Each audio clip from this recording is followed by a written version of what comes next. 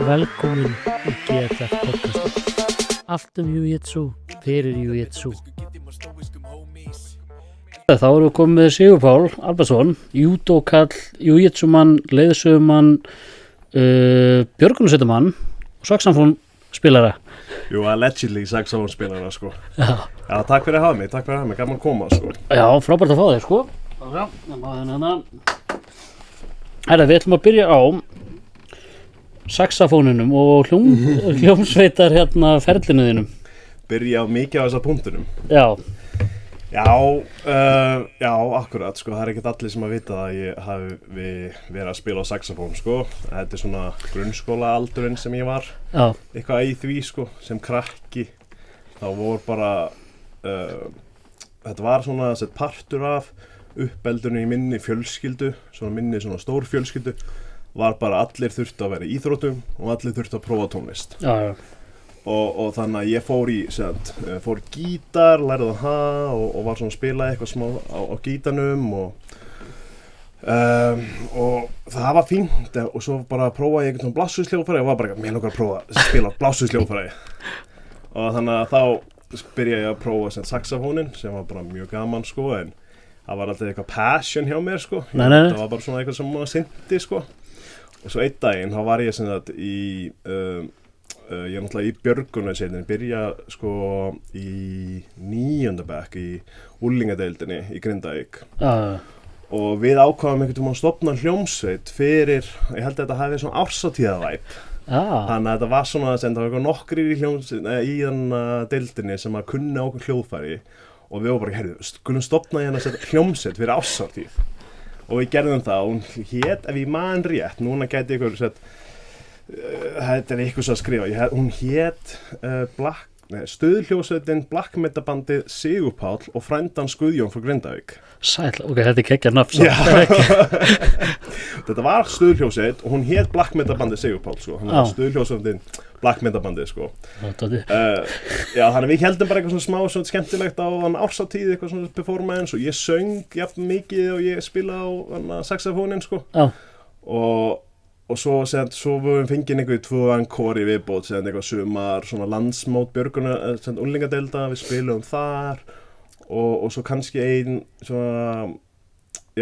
árshátíð viðbót. Og þá var það, þetta var svona 1,5 árs ferill, sko, af hljómsveitarferillin minn, sko. Satt góðu ferill að vera 1,5 ár. Já, nákvæmlega, sko.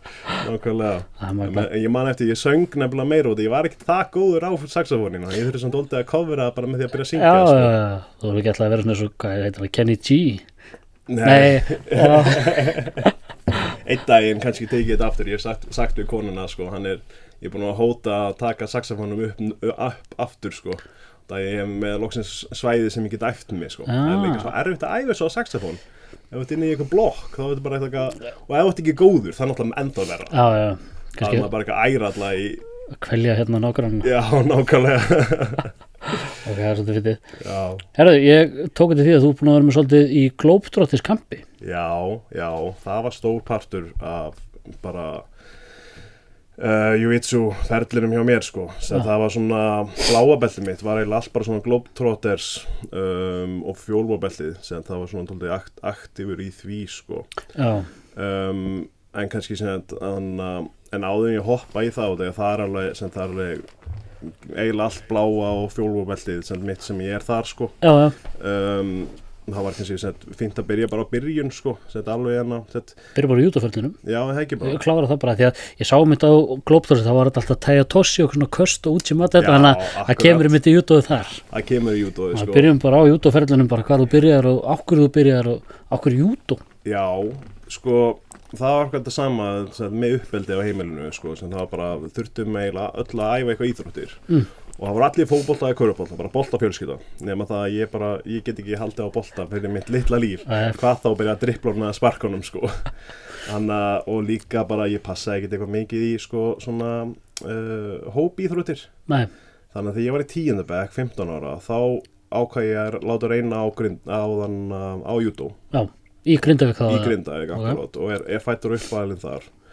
Og það var bara, sko ég hafði prófað að æfingu eitthvað fyrr og var ekki það næs og það sem ég fannst ég vera svo stór með var ekki með neitt góðan æfingafélag og júdóinu svo mikið eftir að vera með eitthvað svona svipaðu þyngd sko en þá hitti ég hann Björn Lúkas veit ekki hver það nei, en margir hlustendur munu örugglega þekkja hann sko, hann var mjög ábyrjandi í bardagaheiminum svona fyrir 2019 og fyrr og hann var svona Suðurnesja maður var að æfa Helgarafn og einn af mínum bara í dag bestu vinum í dag sko og hann er með svarta belti í Taekwondo og judo og brúna belti í Jiu-Jitsu og svona insider information, hann er eitthvað að tala comeback sko en kannski superfætt nákvæmlega en já, þannig ég hitt hann þar og við urðum sem bara æfingafélagar bara sem eiginlega strax frá fyrstu viku og þá okkur fundum bara fann ég einhvern félaga sem ég gati verið að æfa með og þá bara varum alveg húkt sko, allir vinnarnir mínir einhvern veginn sem byrjum allir að vera í júdóinu saman og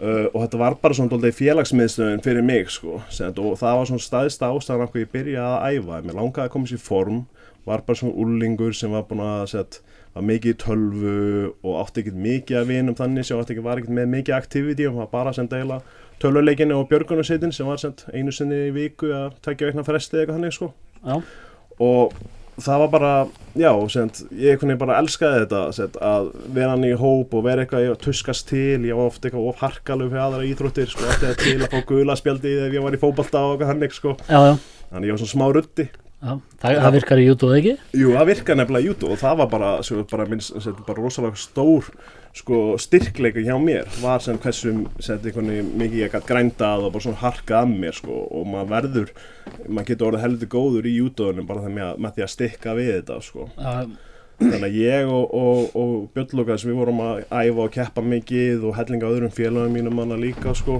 sem voru í nokkur ár sko og þannig og já, ég fekk hann ágætan árangur ég var hann að senda í úlingalandsliðinu senda í smástund varð held ég 2-3 úlinga að setja hann Íslandsmeistari sko. Já, það er hvað þá frá 12 til sko þá já, það úling hvað meinaðu? Eða þú veist, hver úlingurinn, er það 12 til 15 eða hvernig, þú sko aldrei það? Minni mig, þú sért að keppa í sko úlingaflokk til 17 ára held ég sko, þannig að þetta svona já, þannig ég hef verið hann 15 til 17 ára þá vann ég held í titilinn á þeim tíma sko, en það gæti verið rangt hjá mér en ég vann allavega eitthvað þarna og fekk svona einhver smá góðan árangur og svo fór ég að keppa í fullorins með því og það byggði bara karakter sko, byggði bara reynslu en ég var ekki nógu lengi raunverulega til að byrja að vinna en titla sko, þetta var erfitt þú voru að vera helviti góður til þess að vinna fyrir 20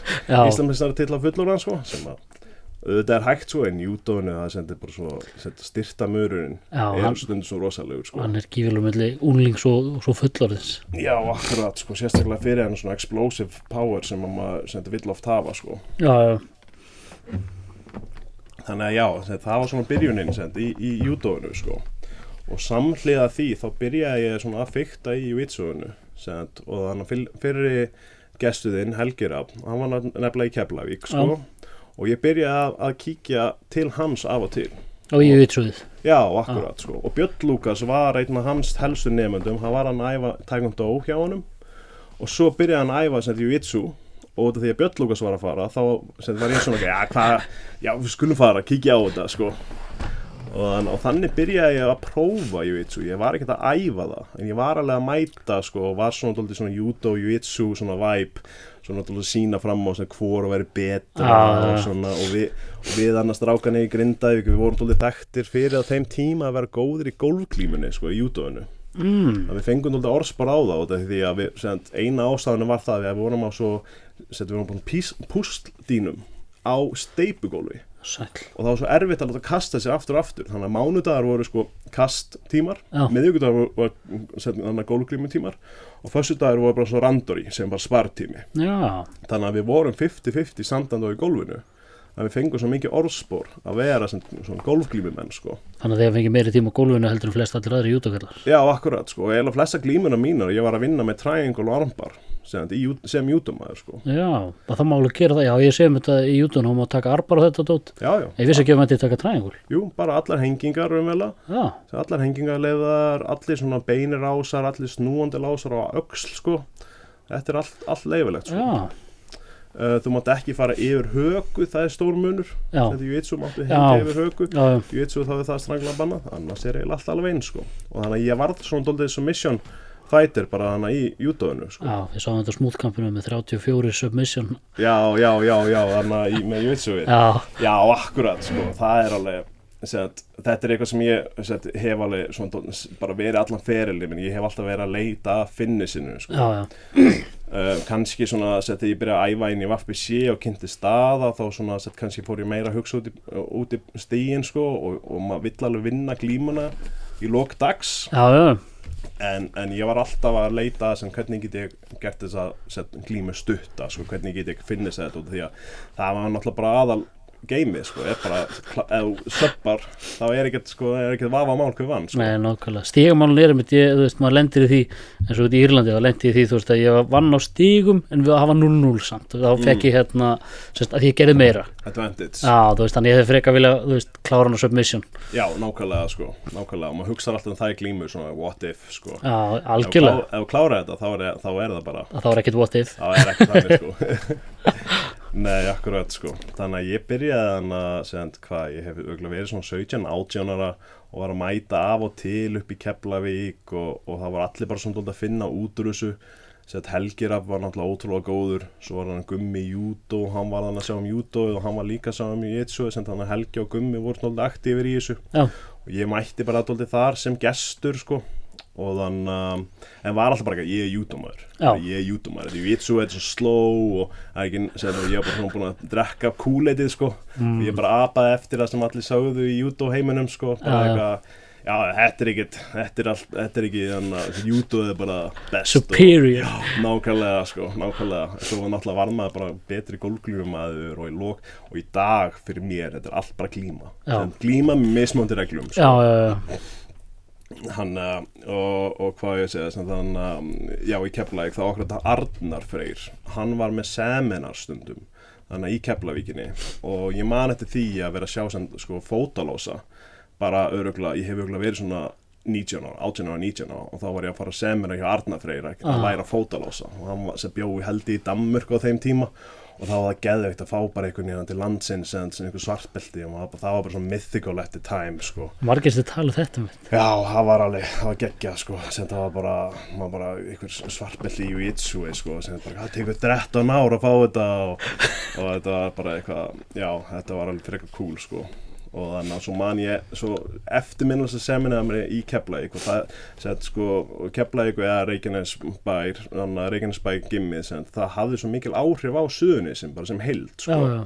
Gimmið sem að Helgi með núna sem var Sleipnir raunverulega sem Helgi Rapp kemur úr hann er núna með nýtt skils mér. Já, hann er með TK höllina eitthvað. Já, hann er með Taekwondo höllina. Já. Og Barda höllin hét hún og ég er ekki alveg up to date með allt saman með það. En Árni Ísaks, hann kom inn eins og þá voru í ykkur bara upp á annara hæði, ykkur gimmi sko vera að leigja svæðið þar og Árni Ísaks kom og það var bara, og þegar ég var búin að horfa MMA og var að horfa svona UFC, svona early UFC og 90s UFC sko. Alvöru UFC sko, þegar þetta var bara eitthvað jiu-jitsu móti sko, boxara, jiu-jitsu og móti þessum sko, þetta var bara eitthvað MMA, þetta var bara eitthvað sportamóti sporti sko. Og Árni Ísaks, hann var bara eitt af okkur fyrstu MMA mönnum sko, og ég man bara eftir að mæta hjá honum og það var bara sturlað sko, og ég nota enda tækni í dag sem ég lærði hjá honum sko, sem er svona center þetta er eins og gíatín nema sem er hausinn fyrir miðju og svona grípa höku og svona tóra hökuna beint upp í sko. Hann kendi þetta einhvern veginn og fólk heldur þessi örugt í miðjunni sko. Og ég noti þetta ennþá í daginn í dag sko. Já, ég held ég að lenti þessu bæði á þér og Árna sko. Já, akkurat klassístótt og Árni er alltaf bara algjörð legend sko. Hann er það. Og bara ógeðslega fyndið og skemmtilegt og þannig og já, ég var þannig að maður var alveg sem unglingur var ég alveg sem frekar aktífur í sko júdóinu og var svona byrjað í jitsúinu Já. Og svo bara svona til þess að klára kannski það, setja júdóið og allt þetta sko, sem þá flutti ég þegar ég kláraði framhaldsskóla, þannig að 19 ára á tvítugur, þá flytt ég norður á Akureyri og fer í háskóla háskólan Akureyri þar í sálfræði. Sem var samt eiginlega bara svona helsta leiðin mín til þess að komast út á land, skilur, ég vildi bara skipta umhverfi sko, það er alveg, Grindavík var bara mjög fínt, en ég var aldrei svona mikill grindvíkingur sko, mér langaði alltaf svona að komast úr bænum sko, þannig að já, þetta svona fara út í stóra heiminn sko. Já, þá fór ég á Akureyri og var með brúnabelti í júdó og þar byrjaði ég officially í jiu-jitsu hjá honum Ingþór í Fenrir. Já. Þannig að þá byrjaði ég þar sem ætlaði að byrja bara í Muay Thai. Ég byrjaði í Muay Thai raunverulega og ég gat sko greitt æfingagjöld ef ég vildi mæta í júdóið sem ég gerði smávegis. Og svo gat ég borgað æfingagjöldin í Fenri en sem ég þurfti dálítið að spara sko, þannig að ég valdi Fenri og var í Muay Thai og var svo mæta í jiu-jitsu tímana, sína jiu-jitsu strákunum hvernig júdóið væri sko. Það var leið svona 2-3 vikur þegar þá ætla ég að fatta að ég bara, já, ok, sem ég ætla að kyngja þessu júdósalti og verða bara jiu-jitsu maður. Já, mér finnst alltaf gaman hvað, eins og Helgi talaði sko, hann var hérna svartbelti eitthvað og svo var hérna annar sem var búin að vera, ég man ekki 6 mánuði og hann var varnarlega skakvartálum. Nákvæmlega sko. Ég fann þetta þegar ég byrjaði að glíma, ég þú veist bara eins og tuskudúk í höndunum og öllum. Akkurat sko, eins og ég hef haft þess að samræði við Helga áður sko, þetta er svona eins og það sem maður ímyndaði sér að martial arts væri, skilju, bara eitthvað Bruce Lee kemur og hann nota bara tækni og bara effortless, svo prófar við tekur sem dæmi Muay Thai og það er ekkert effortless í Muay Thai sko. Ekki neitt. En í jiu-jitsu þá actually bara með vogarafli og réttum sko tækni þá getur bara sett alla blása nös og sko það er helviti hjá hinum manninum þínum sko. Ég er eins og þegar maður byrjar í jiu-jitsu þá er maður alveg gaslaus og hinn er bara eitthvað að snúa mann og gera bara það sem maður vill. Nákvæmlega sko. Þannig að ég byrjaði þar og fekk bláa beltið mitt bara á 6 mánuðum. Þá frá Ingþór og Halldór. Og Jóhann var þannig líka, Jóhann Ingi með minni. Já. En þannig á deginu sem ég fekk það, þá var Ingþór og Halldór sem gráðuði mig í bláa beltið. Já. Og ég var þar í 2 ár og ég lít á það sem byrjunin mín í jiu-jitsu. Þó ég var alveg að æfa og mætti alveg æfingar, skiluðu, samt og var í júdóinu Grindavík og var líka í júdóinu í Vogunum sem var mjög flott í gimmi þar sko. Þeir voru þekktir fyrir öflugt morðegari sem er double leg takedown. Og ég var að æfa hjá þeim 2 í viku og svo var ég líka í Reykjanesbæ stundum, bara sem úlingur. Og sem dæmi bara eitt af þessum hlutum sem júdó var alltaf að breyta svo mikið, það var að koma svo mikið að nýjum reglum. Þannig að ég var að æfa í Vogunum hjá sko Magga og Maggi hann bara var þekktu fyrir double-leggin sín og svo var það náttúrulega bara bannað. Og ég var á tímanum það sem að sko, þegar var að byrja að banna sér að grípa í lappir. Það var að wrestling menningin var að aukast og það var eitthvað Jiu-Jitsu Federationið sko, það var svona innri pólitík þar og minn vildi sko breyta sportinu og allt í einu bara mátti ekki grípa í lappir og þannig að fólk byrjaði að vera standa, vera svona beinara og sporti breyttist mjög mikið bara 2010-11 sko og eiginlega akkurat og ég hætti þarna 2014 eða byrjaði í jiu-jitsu 2014 þannig að það bara var, ég hefði bara smástund það sem maður mátti ekki grípa í lappir sko. Fyndið. Já, það er fljótt að breyta og í dag horfir fólk á þetta bara já auðvitað sem það má ekki gera double leg en þetta er bara 15 ára skilu dæmi sko. Þetta er ekki það gamalt. Alls ekki sko. Og magnaðan bara að eins og júdó, þú veist, eins og ég hef upplifað alltaf, þá má aldrei fara í fætur, þú veist, því ég er náttúrulega þekki ekkert annað. Ég veist ekki að þetta er double-leg og svona dót, það er alveg það eins og meira wrestling. Það var single-leg, double-leg og það var helling af tæknum sem var bara hent út gluggan og það var bara eitthvað þessi skóli í Vogunum, hann bara þurfti eiginlega bara að loka, þurfti ekki að loka, en þeir voru bara leiðin svo að það var bara svikið á, það var bara tekið, bara eitthvað, og þetta var þeirra svona nemenduna hans voru líka bestur á landinu í þessu og það var bara eitthvað svona bara tekið aðalvopni að þeim og eitthvað bara metnaðinu fá niður og svo endaði með bara að það var lokað klúbbinum sko, það var ógeðslega leiðilegt sko. Mjög. Og maður sér alveg skilu að já, bara hvar júdói stendur sko og svona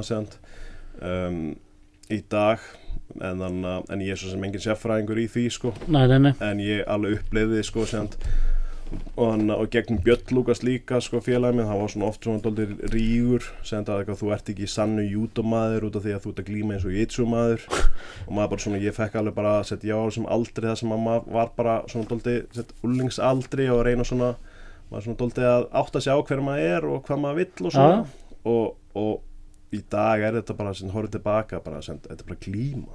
Þetta er bara glíma, skilu, bara mismóti reglur og þetta er bardaga list og þú ert ekki að segja listamanni hvað skilu er rétt eða rangt. Nei, svo er líka svo mikið alltaf eins og reglur, þessar strangar reglur og þetta er alltaf að vera að breyta svona reglukjörfið. Það styttist í að jiu-jitsu og það megi ekki púla gard. Þetta er, mér finnst einmitt eins og fyrsta UFC, þá voru alltaf bara að berjast á móti ykkur öðrum. Svo horfði ég alltaf á Pride, það var að stompa hausinn og dót, ég skil að það hefur verið hægt, það var brútal. Þetta er öryggi fyrir fólkið. Það er alltaf að doppellega í júdó, það er ekkert óöryggi, þú ert ekki að fara að slasa neitt þar einmitt, en svo veit maður aldrei, með einmitt reglur og svona dót, hvað það er koma. Nei, nákvæmlega, og það er alveg þvílík topic út af fyrir sig sem hvaðan þessar reglur koma. Þess að ég skrifaði og var að reyna að búa til íslensku jitsu-regluna fyrir BOD á sínum tíma. Það er bara ógeðslega erfitt að skrifa reglur og búa til reglur, ég var ekki búa til, þetta var allt svona ég var að reyna að skrifa upp regluna sem við fylgdum öll, það var ekki á blaði. Og þetta er bara sem þetta vant með farið sko. Og það passa sig að hlusta á iðkandan, hlusta á keppandan sem þetta ekki vera bara eitthvað upp á skrifstofu og bara eitthvað við vitum best sko. Nei, og svo líka það eru IBJJF, ADCC, það er svo marga reglur í svona dóti. Já, akkurat sko, jiu-jitsu það er einna held ég svona veikleikanum held ég með jiu-jitsu er svona hversu mörg reglusett er og því að það er ekki það sem ef ég nota bara slettuna governing body, það er engin ein stofnun sem stjórnar jiu-jitsu sem er styrkleiki það er styrkleiki fyrir jiu-jitsu hversu frjálst menningin er og það er stærsta ástæðan okkur ég elska jiu-jitsu er sem hversu frjáls menningin er að bara þú getur gert nákvæmlega það sem þú vilt og þetta skiptir ekki máli sem það er enginn að segja mig hvað er rétt eða rangt ef ég mæti á mót og ég vinn þá vinn ég bara það skiptir ekki máli þó ég vann með fótalás það er ekki fallegt jiu-jitsu og það maður upplýði það líka í jiu-jitsuinu alveg stundum bara eitthvað að þetta er ekki fallegt jiu-jitsu bara ég vann. Já, það er eins og við varum á Reykjavík Open fyrra þá tók Þröstur Marel eitthvað gaur með eitthvað lás sem ég aldrei séð aftur og hann sagði ég sá þetta á YouTube, hann vann. Já, akkurat, hann vann. Það er og þetta er þú bara leyfir sportinu að finna út úr þessu. Já. Það hefur alveg verið reynt að grípa inn í eitthvað grípa inn í sporti og búið til reglu til þess að koma í veg fyrir þetta eitthvað stalling og svo oft byrja regluna bara að flækjast fyrir. Já. Þannig að ég trúi því að eins og bara færri reglu því betra en þú þarf samt að regluna þurfa að passa upp á öryggi og svo þurfa regluna líka að einbeita glímunni að því markmiði sem við viljum fá í sportinu og það er svona dálítið opið hugtak en ég trúi því allavega að hvað er jiu-jitsu er þetta við erum að reyna submitta, við erum að reyna þetta er uppgjafar glíma raunverulega sko og stigakerfið það ýtir undir það að að við viljum komast í sterkari stöðu við viljum komast nær submissioni alltaf skref fyrir skref þannig að það er reglur ég skil alveg eins og stigakerfið og við viljum ekki bakka þetta er ekki eltingaleikur við viljum ekki bara hlaupa hringinn í kringum völlin þetta er eltingleik við þurfum regluna þurfa að beina sportinu í þá átt sem við viljum fá það en við erum ekki að sportið finnur leið og við finnum leið sem iðkendur og keppendur þá finnum við leið að markmiðinu. Algjörlega og eitt sem að ég, ef ég þyrfti að bæta einhverju reglu við í jiu-jitsuinu væri svona það sem við köllum sem mat control í standandi stöðu. Mér finnst það svona oft verið svona dálítið sem það sem vantar, sem fólk að tala sem bara, já þeir standa bara og gera ekki neitt. Það líka það sem það er engin ekkert penalty, það er engin refsing fyrir að bakka út af vellinum. Nei, til dæmis eins og þú ert ekki að sækja í Reykjavík sub only og þá ertu settur í halfgard. Þá ertu settur í verri stöðu af því þú ert að stóla. Já. Þetta er einmitt fín regla fyrir, flest allt, að því sumir eru, eins og hérna, ég var að horfa á Kron Gracie á móti einhverjum og hinn gaurin var bara ít og var að bakka. Það var ekki engin stóling og ekki neitt. Nei, akkurat, maður þarf eitthvað til þess að passa upp á að halda geiminu raunverulega gangandi. Já, ég er sammála því. Já. Þannig að eins og wrestling, judo, það er reglu þar að þú færð, ef þú bakkar út af vellinum, sem er judo sem dæmi, þá færðu sito sem er raunverulega bara refsistig, fyrsta er viðvörun. Og þannig að þú mátt ekki bakka út af vellinum út af því þá ert að flýja raunverulega glímuna. Þannig að þú vilt forðast það, þannig að ef hann ítir þá vilt þú íta á móti, þannig að þá ertu komið þetta push og pull. Já, í staðið fyrir hann ítir bara út og þú gerir ekki neitt. Akkurat, þá horfðu þau ATC maður. Ég elska þetta mót, en þarf ég að horfa á þá 10 mínútur að labba út af vellinum og labba á miðjuvöllin, labba út af vellinum og labba út af miðjuvöllin og svo byrja stíginn og þá gerist eitthvað. Já, þá fyrir að gera, þetta er eins og ég var að horfa á Tyson Fury í bóksinu og þeir faðma svo rosalega mikið, ég var alltaf neina að hætta faðma, neina að slast, þetta er, og það er mitt eins og að ég sé svo þetta, fyrst þegar er bara engin stig, þá er þið bara eitthvað að dúlla sér í staðan fyrir bara að klára þetta sem fyrst. Nákvæmlega, og það sem boxið, það sem náttúrulega geggaði bóksinu er að þeir eru með bara ring control er bara byggt inn í raunverulega bara ringin, ef þú lendir í horninu kemst ekkert, þá ertu bara dómarinn þarf ekki að grípa inn í og því að þú ert í verri stöðu. Þess vegna dýrka ég þetta nýja pit. Já, CGI og Karate Combat, þú kemst ekki til burtu. Ég held alveg þetta gæti verið bara mjög sterkt framhald. Það væri gaman að gera svona pit á Íslandi og taka superfætti með þessu. 100%. Það bara reddur það er auðvelt að redda svona þrýningu bara og ræði í kring.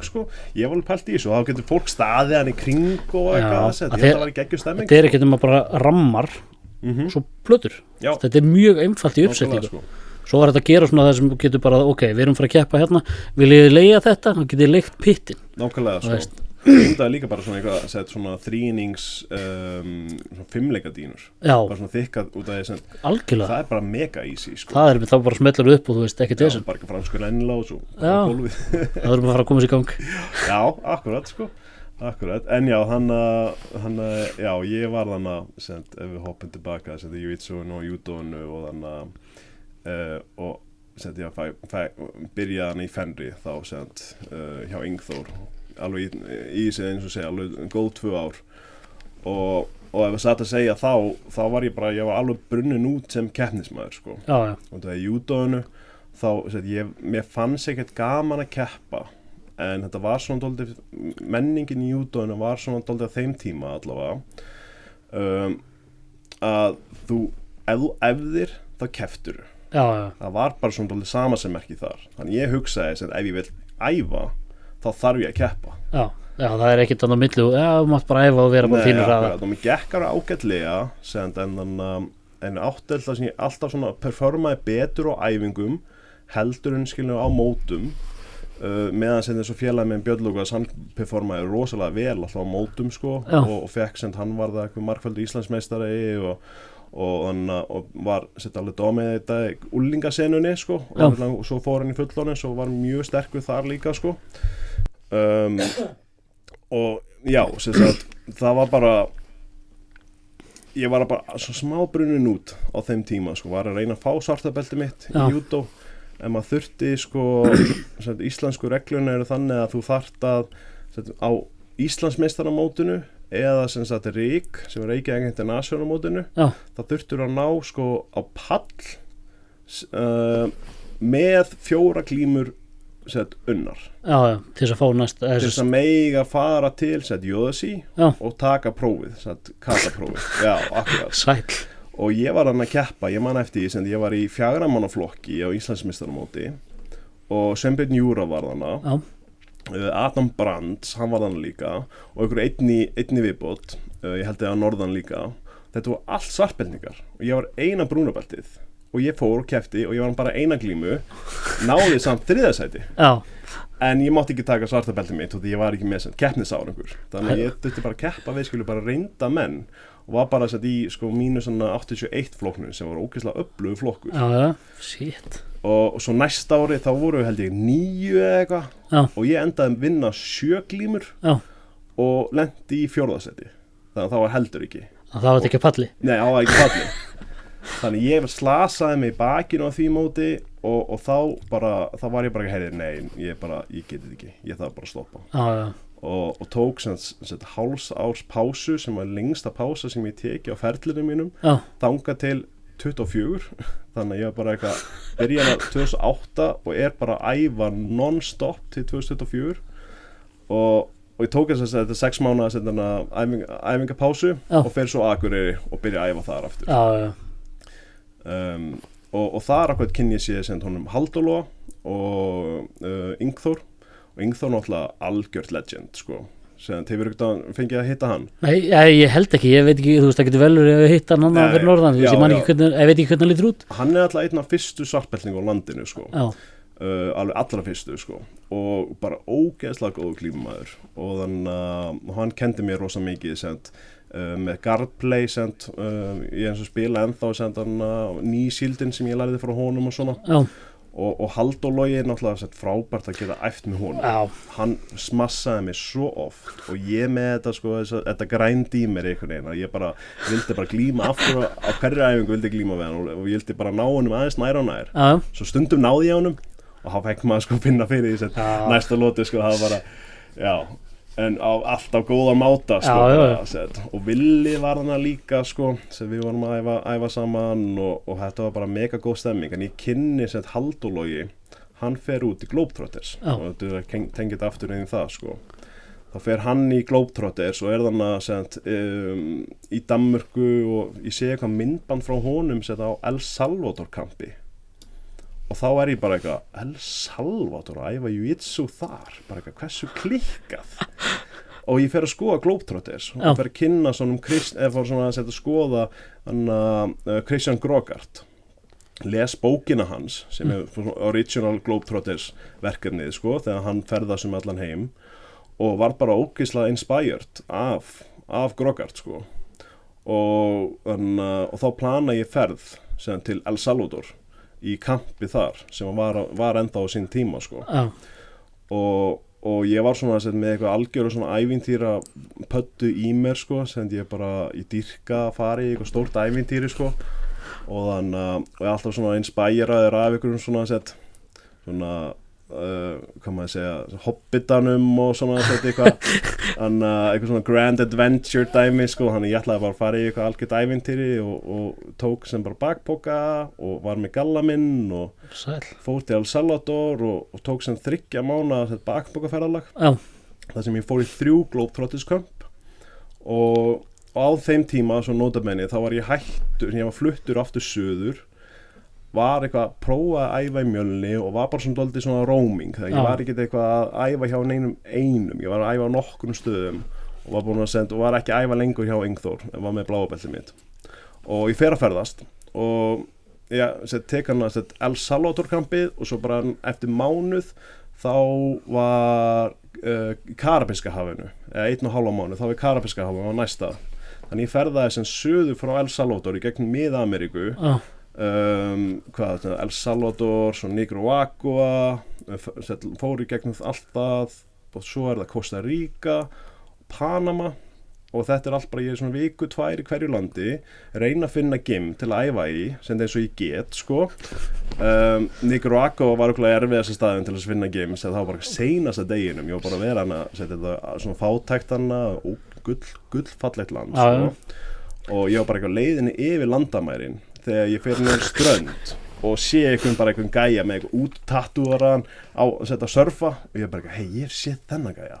Þá var þetta einu jiu-jitsu-gæjin sem ég var búin að spotta á social media á svæðinu og ég bara, ég er að mæta æfingu og næðana æfingu með honum sem er klikkað sko, það ég sem ímyndaði þannig að ég er einhverjum surfbæ, setja Nicaragua, setja rétt við landamærin og ég mæti á okkar æfingu og þetta er svona project gym þannig að hann setja sér svartbelti bara ógeðslega, ég komst að því að hann var bara eitthvað Evrópumeistari sko, bandaríkjamaður og hann er bara jacked ég held að hann heitir mér þess að Jack Jiu-Jitsu sem þetta á Instagram sko, algjör maskina sko og hann er að þjálfa bara eitthvað svona frítt, eitthvað svona krakka og hann er með heimsókn 2 Gracie svartbelti þannig ég mæti hann með bláa belti mitt og það eru 3 svartbelti og svo einhver nokkuð krakkar og þetta var bara geðveik bara frábæra upplifun sko og og fekk akkurat bara eitthvað 3 svartbelti bara æfingu fyrir æfingu og þeim tíma sem þetta er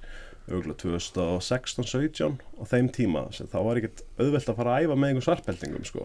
Þú færst 3 hérna í Nicaragua bara akkurat sko, þannig að svo fer ég í Costa Rica, það var mun auðveldara það var alltaf búin að Amerikanæsa hana þannig að það var gym allstað þar sko, fór eitthvað að kafa, fekk þannig köfuna réttindi mín og þá æfi ég eitthvað gymmi þar sem var svartbelti Brasilíumaður fekk mig, komst hann að ég var með svartbelti judo og hann fekk eitthvað svona smá til þess að kynna það og eitthvað og vera með eitthvað þjálfun og hann ég þjálfaði og svo mætti ég á æfingu næsta dag og fekk enga tíma í honum og svo fór ég gennum allt svo Costa Rica og svo fór ég í Panama það var eiginlega ekkert mikið þar en eitthvað smá en bara ég náði valla að æfa þar sko svo flög ég Panama til Karabíska hafsins var í St. Martin og St. Barths þar sem að Karabíska hafi sem að margir þekkja í Globetrotters var þar í 2 vikur og svo flýg ég til Bandaríkjana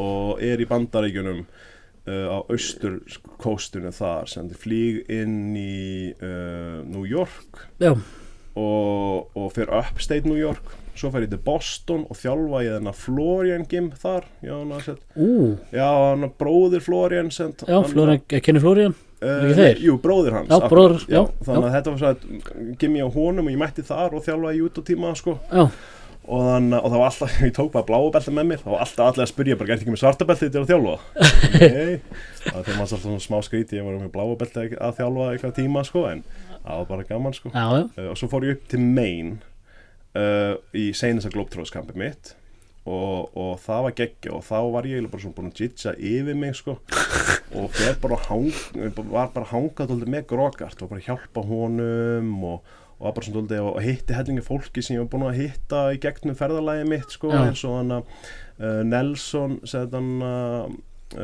hjá Inverted Gear ég var búin að kynna sonum í St. Karabíska hafinu og Erik hjá Takedown Nation og svona helling af svartbeltingum sem ég var búin að kynna sig gegnum og Watson bræðunir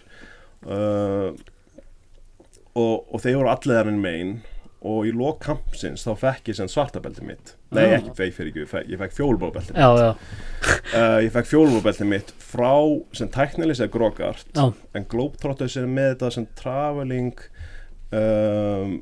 Black Belt Committee þá sem þegar þú mætir á kamp og það verða íhuga þig fyrir gráðun og Grógart var búinn að vera með auga á mig frá því að ég byrjaði að ferðast og því ég sagði við hans að ég væri ekki með þjálfara ég var algjör sandbagger sko, það var bara ég hætti þarna en sem flutti svona eiginlega þegar horfa aftur og það var eiginlega komin tíma á gráðun þegar ég flutti suður svo var ég bara ekki með þjálfara og byrjaði bara að skilja sporti betur og var bara betur og betur og var bara orðin alltaf góður til þess að bara sandbagging alveg sko og það var líka alveg krefjandi að vera sandbagger sko og ég þurfti alltaf að afsaka mig bara já ég er judomaður en í raunveruleikunum var ég bara að verða betri í jiu-jitsu ég var bara að nota jiu-jitsu og allir var bara hvað þú ert ekki blábeltingur ég er með svartabelti í judo bara svona til þess að strjúka ego og bara það horfa svo margir á þetta blessaði belti því miður sko en þetta er bara partur af sportinu og þetta þýðir alveg mikið þannig að en það er alveg að vera sandbagger eða þá vera gráðaður of snemma svo þetta alveg bara svona sikkur dæmið sko. Algjörlega. en bæði sem getur alveg haft ekkert eitthvað jákvæð áhrif á því en allavega, ég fæ fjólubeltið mitt frá þessu black belt committeeinu og það var geggjað og því að þá fekk ég svarta beltið mitt frá öllum þessum vinum mínum sem ég var búin að kynna, sem bandaríkjumenn sem ég var búin að kynnast sko. og þannig þú meina fjólblóða já, fyrir ekki, fjólublábeltið, það sagði svarta já, þá fekk ég svarta beltið frá öllum fjólublábeltið mitt frá öllum svartbeltninga og vinum mínum sem ég var búin að kynnast það var geðveikt sko það var geðveikt sko, mér þykir ógeðslega vænt það þannig að þá gráðun sko já. Og þetta var svona punkturinn sem að ég leið svona dálítið partur af community og ég bara svona mikill ferðamaður og mikill svona ævintýramaður og ég fann bara globetrottist, þetta var bara svona algjörlega minn staður sko og svo kem ég heim og þannig talandi ævintýri og þá skrá ég mig inn að setja hann á nám ævintýra leiðsögumaninn og ætla að fara strax aftur út sem ég ætlaði bara að klára námið mitt og svo fara að vinna sem leiðsögumaður úti og fara að æfa og svona og þá kom hann eitthvað bara því með svona smá left turn og pabbi minn veiktist og fekk svona 3. stigs krabbamein þannig ég ákvað bara ekki ég ætla bara að vera heima skiljulega já, akkurat og byrjaði bara að vera leiðsögumaður heima í staðinn og þá vantaði mig svona dálítið eitthvað svona rætur og þá byrjaði ég að leita að einhverju gimmi í kringum mig og enda með að koma inn í VAPPC hvenær var þetta? Ég byrjaði officially 2018 þá var ég var búin að koma í Grindavík og var að hjálpa pappa og mömmu sem bara svona dálítið með bara með lífið og með meðferðina og ég bara ég er yngstur af 3 börnum og ég er ekki með neinn börn sjálfur á þeim tíma ég er ekki með neina skuldbindingar og ég kem hana heim og ég bara ok, ég ætla bara að vera mikið til staðar sko og þannig að ég Grindavík og stofna sko klúbb sjálfur eða glímudeild sem heitir Nevasa Grindavík sem var jiu-jitsu og judo sem golfglímu hópur sko og ég var þjálfa þar sem fjólublábelti og fer að æfa í Reykjanesbæ af og til og fer svo í bæinn og er að æfa hérna hjá Daða bara sem gestur og var líka búin að vera í Mjölni í smá tíma var þar, var í MMA-liðinu þar stund og þannig ég var eiginlega bara búin að vera dálítið mikið allstaðar og svo bauð Daði mér þjálfarastöðu og það var bara fyrsta skiptið sem að einhver á ævinni sem ég var búin að vera að æfa þetta núna í 10 ár eða glíma í 10 ár og Daði bauð mér að greidda þjálfarastöðu, ég var alltaf bara að þjálfa sem sjálfboðavinna og það var bara huge fyrir mig sko þannig að þetta var líka bara komin tími til að fara að flytja í bæinn þannig ég flutti í bæinn og kom hérna í VAPPC og var að þjálfa 2018 til 24 ok og þannig akkurat sko þannig ég kem hérna með fjólublábeltið mitt og fæ svo seinni 2 brúna og svarta beltið mitt hjá Daða og mjög ánægður og ánægður að hafa gert það sko bara að kynst öllu þessu fólki hérna og kynst Daða og fór að æfa með honum og svo seinna með Eið og svo talar maður ekki Ólöfu og Davíð þau náttúrulega bara algjör monster sko sem bæði og bara frábært að fá að æfa með þeim sko sem bara eins og bara Ólöf sjá hana núna glímast að preppa fyrir hana mótið sko sitt hvað hann góð sko hún ríkala góð sko alltaf verið það sko og ég líka svo gaman að vera hérna það er svo mikið high level dóti hérna maður er alltaf bara æðislegt og það er náttúrulega alveg frumkvöðull á þessu high pressure æfingu hjá sér algjörlega sko og ég líka sko þegar ég fór að ferðast þá fatta ég svo mikið sem það er engin töfrasósa nei það er allir einhvern veginn horfa út fyrir Ísland og horfa á hvað allt er mikið betra fyrir utan sko en svo getum við alveg gert góða hluti hérna sko og erum að gera mjög góða hluti sko sumt má gera betur en það er alltaf þannig alltaf þannig sko og eins og þegar ég mætti hérna tími hjá Daða þá sá ég bara eitthvað algjöran technician bara ógeðslega tækniorientan einstakling og ég hafði æft í Bandaríkjunum og Mið-Ameríku og alls staðar og þessi globetrotters kampum þannig ég kynntist mörgum þjálfurum og það var bara engin á par við Daða sem tæknilega sé sko. Nei. Þannig að ég alveg bara fattaði það bara, ok, það eitthvað gott í gangi hérna, sko. Og sem byrja akkurat á því og svo horfum við sem, ef við horfum á kynslóna undan sem, bara eins og Gunnar Nelson alltaf, hann bara startaði þetta, sko. Og þú horfur á kynslóðina af glímumönnum sem var að æfa með honum, allir bara, sko, algjöru killer, sko. Það bara þannig. Þannig að þessi það var hann Dirty Dozen hann í Bandaríkjunum, þekkir það? Nei, ekki. Fyrstu svörtu beltin í Bandaríkjunum, það er svona hópur á mönnum sem voru sent, og ég kallaði stundum hann heima 36 eða 35, þessi fyrstu svartbelti undir Gunna, sko. Þeir eru allir bara algjöru killa, Þráin, Sighvatur, Axel og allir þessi gæjar, sko. Ég sé að Sighvat kom og hann pakkaði eið saman svo ekkert væri og ég var bara, hvað gauri þetta? Núna ég að mæta í Mjölni af og til, sérstaklega á föstudögum, hann mæti stundum þangað og við fengi að glíma við hann. Þetta er svo, hann er rosalegur, sko, hann vita það líka allir, sko. Hann mæti bara og pakkar mönnum saman, sko, það er alltaf gaman, hann er svo almennlegur en algjör maskína, sko, Gaman á svona beltum, sko, þetta er, ég eins og segi, einu sem síðan og þá var hann og Eiður og hann bara tók á hann baki og tjóka hann tvisvar, ég var bara, hvaða gaur er þetta? En þá var líka, hann kom inn með hvítbelti þegar það gleymdi svartabeltinu sinu. Já, ég var mjög hissa, ég var bara, þetta er ekki hvítbelti. Þú búin að vera á milli allra klúbba, eða ekki? Jú, sem að skilu sent, já, ég var hana í Mjölni sem flytt ég hef verið í Mjölni örugglega 2016 svona 2015 til 17, eitthvað svona 1,5 ár þar. Og þá vildi ég þá ætla ég alltaf að með maturömmin, sko. Og var þannig að þeir eru ennþá upp í loftkastalanum. Og þannig og ég fer þar og er ekkert að æfa sem það bara þeir auglýsa, sko, opið bara inntökuprófi í MMA-lið sem var svona kulturinn þá, sko.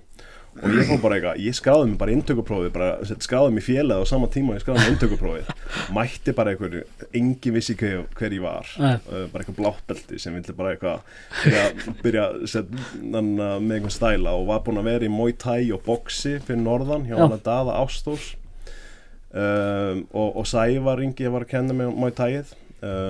Var svona sem var aðeins betri í boxinu. Anyway,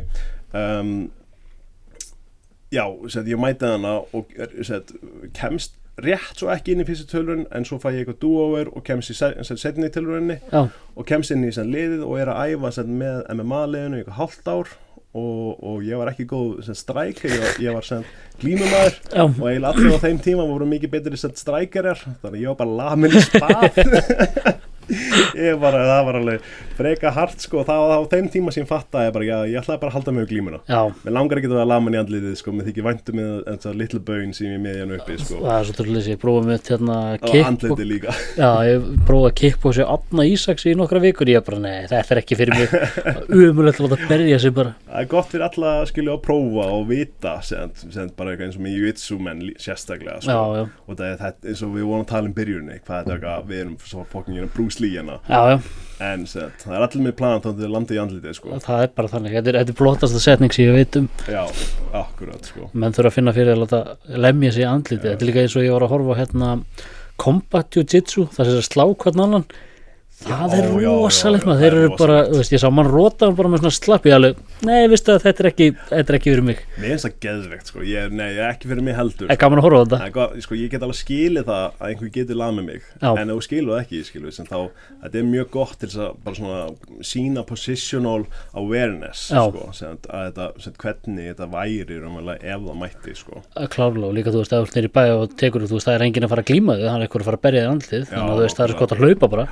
Allan daginn, sko, líka bara með jiu-jitsu sem þú ert ekki að fara að lenda á eins og hérna á Laugaveginum, sko, þú ert ekki að fara að taka baki á og leggjast niður á götu, sko, svo kemur félaginn hans og sokkurkikka í andlitið, sko. Já, líka þú tekur eitthvað baki, ég myndi bara hoppa aftur og bak. Já, akkurat, sko, maður hefur alveg séð maður hefur alveg séð þessi slægi út í bæ, sko.